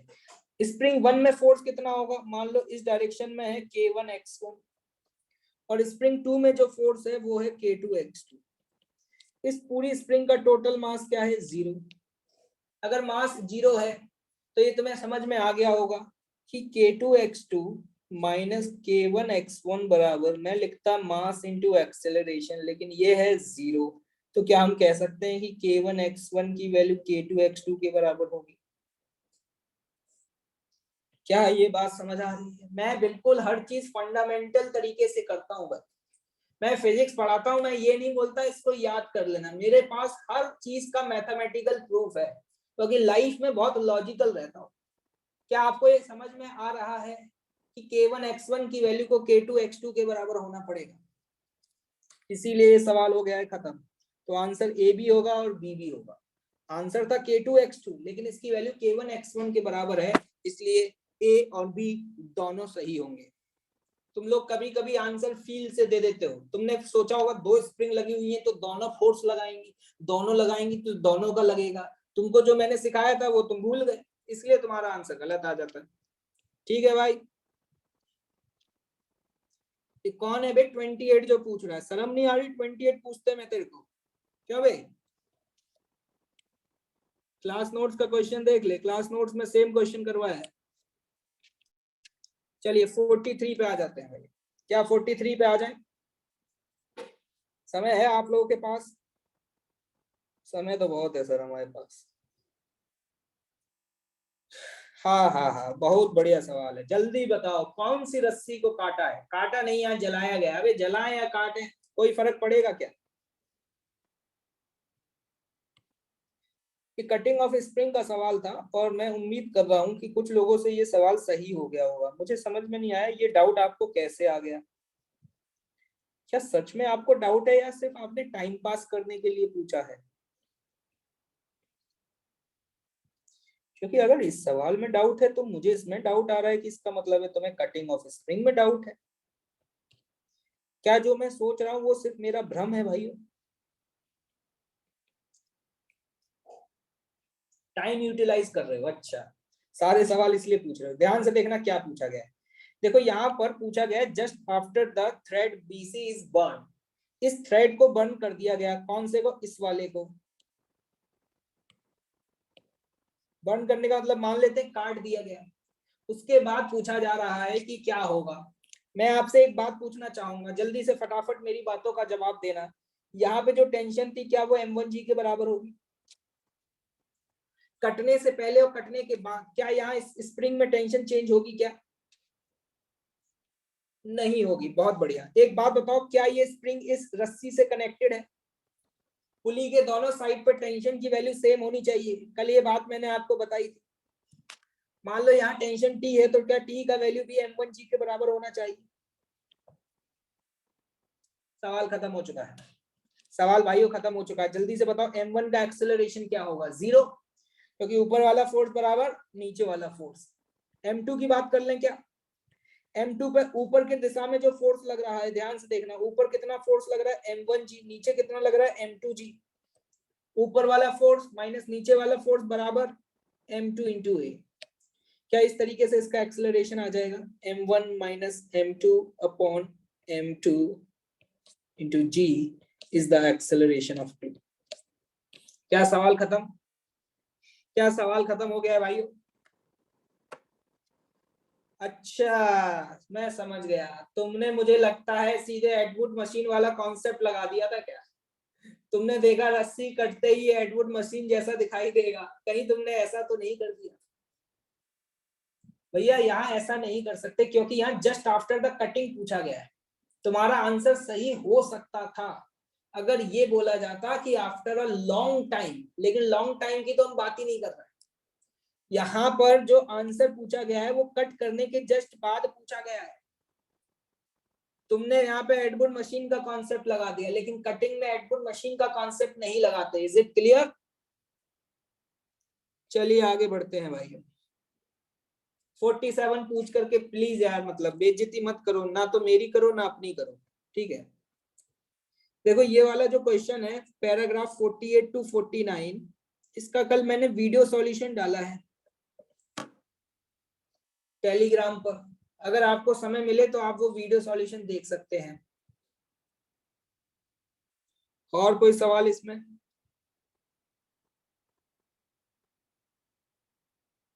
ठीक है, मतलब हम ये मान करके चल सकते हैं कि हमारी तरफ से O1 भी लगभग कंप्लीट है भाइयों। ठीक है, समय बचा हुआ है। और कुछ पूछना चाह रहे हैं? O2 के 10th की डिमांड बहुत आ रही है। चलो बता देता हूँ, O2 के एक दो क्वेश्चन डिस्कस कर देता हूँ। डिमांड आ रही है इसलिए कर रहा हूँ,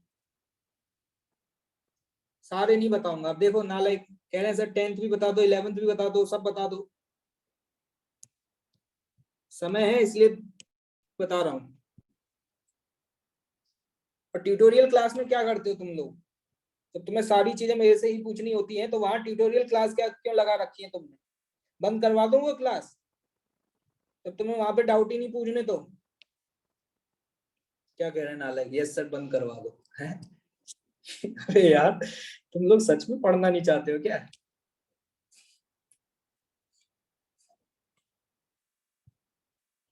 जब तुम O2S2 के डाउट भी यहाँ पूछ सकते। देखो ये क्वेश्चन बता दे रहा हूँ, 10th क्वेश्चन इंपॉर्टेंट क्वेश्चन है इसलिए मैं बताना चाह रहा हूँ, ठीक है। जल्दी से देखिएगा, 10th क्वेश्चन में क्या है, इस तरीके से एक चेन है, ठीक, ऐसे, और ये चेन यहाँ पर फिक्स है, ऐसे चेन को लटका दिया है, क्वेश्चन आपने पढ़ा ही होगा, ठीक है। और सपोर्ट पे हॉरिजॉन्टल के साथ ये जो एंगल बना रहा है, ये एंगल हॉरिजॉन्टल के साथ ये एंगल थीटा दिया हुआ है। ये आपसे ये पूछा जा रहा है कि चेन के मिड पॉइंट पे टेंशन क्या होगी, चेन के मिड पॉइंट पे टेंशन क्या होगी। तो देखना ध्यान से, करने का तरीका क्या है। मान लो मैं अगर चेन का फ्री बॉडी डायग्राम बनाऊं पूरी चेन का, तो देखो यहां से टेंशन लगेगी T1 और यहां से भी टेंशन लगेगी T1, इस चेन के ऊपर फोर्स लगेगा। तो देखो T1 का वर्टिकल कंपोनेंट दिख रहा है,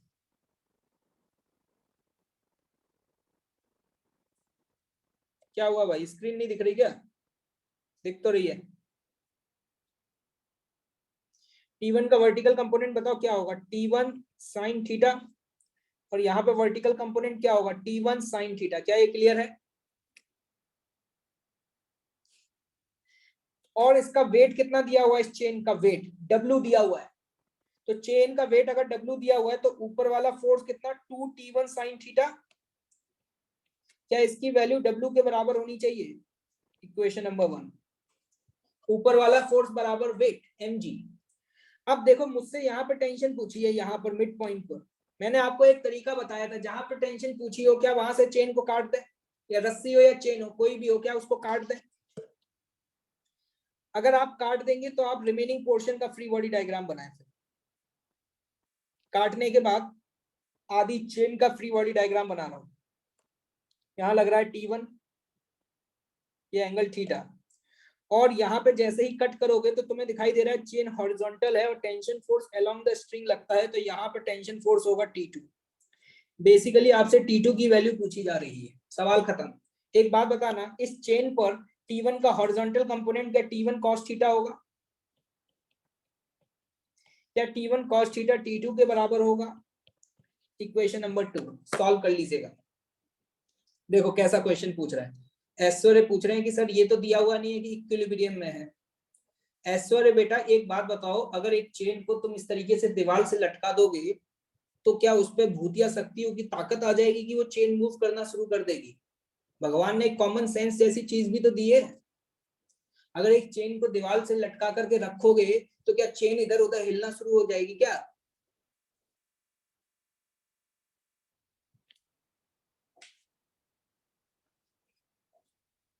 चलो भाई सोचना, आराम से देखना, ध्यान से, नहीं समझ में आए तो ट्यूटोरियल क्लास में पूछना, ठीक है।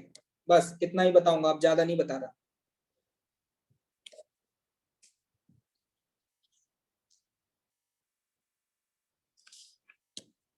मीटिंग को ओवर किया जाए, समय हो चुका है चलने का।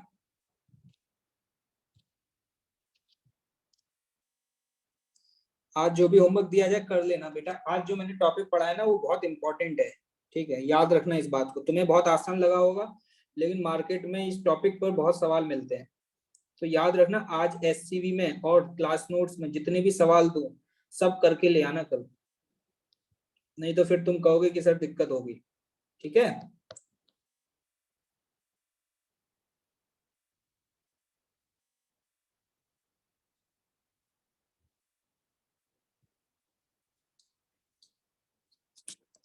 चलो ओके, टेक केयर। तुम्हारो कल एक और टॉपिक बचा हुआ है उसको पढ़ेंगे और थोड़े अच्छे क्वेश्चंस की प्रैक्टिस करेंगे, ठीक है। एनएलएम खत्म हो रहा है तो थोड़ा अच्छे क्वेश्चंस की प्रैक्टिस करेंगे। उसके बाद day after tomorrow we will start the friction.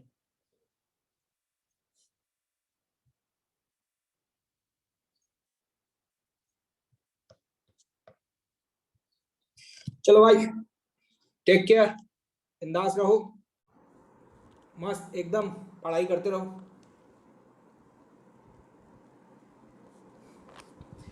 Ankit Kumar अमन यार बिल्कुल नहीं पढ़ता है ये लड़का। अंकित बेटा तुम पढ़ाई करना शुरू करो यार। क्या सारी चीजें सर बता देंगे या तुम अपना दिमाग का भी यूज करोगे।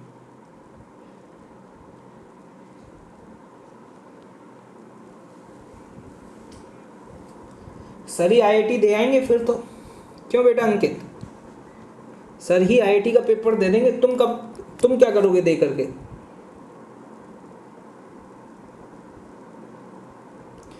तन्मय गोयल पूछ रहे हैं वो बर्न वाले क्वेश्चन में अगर स्प्रिंग की जगह स्ट्रिंग होता, हाँ बेटा बिल्कुल सही बात है बेटा, अगर वहां पे स्ट्रिंग होता तो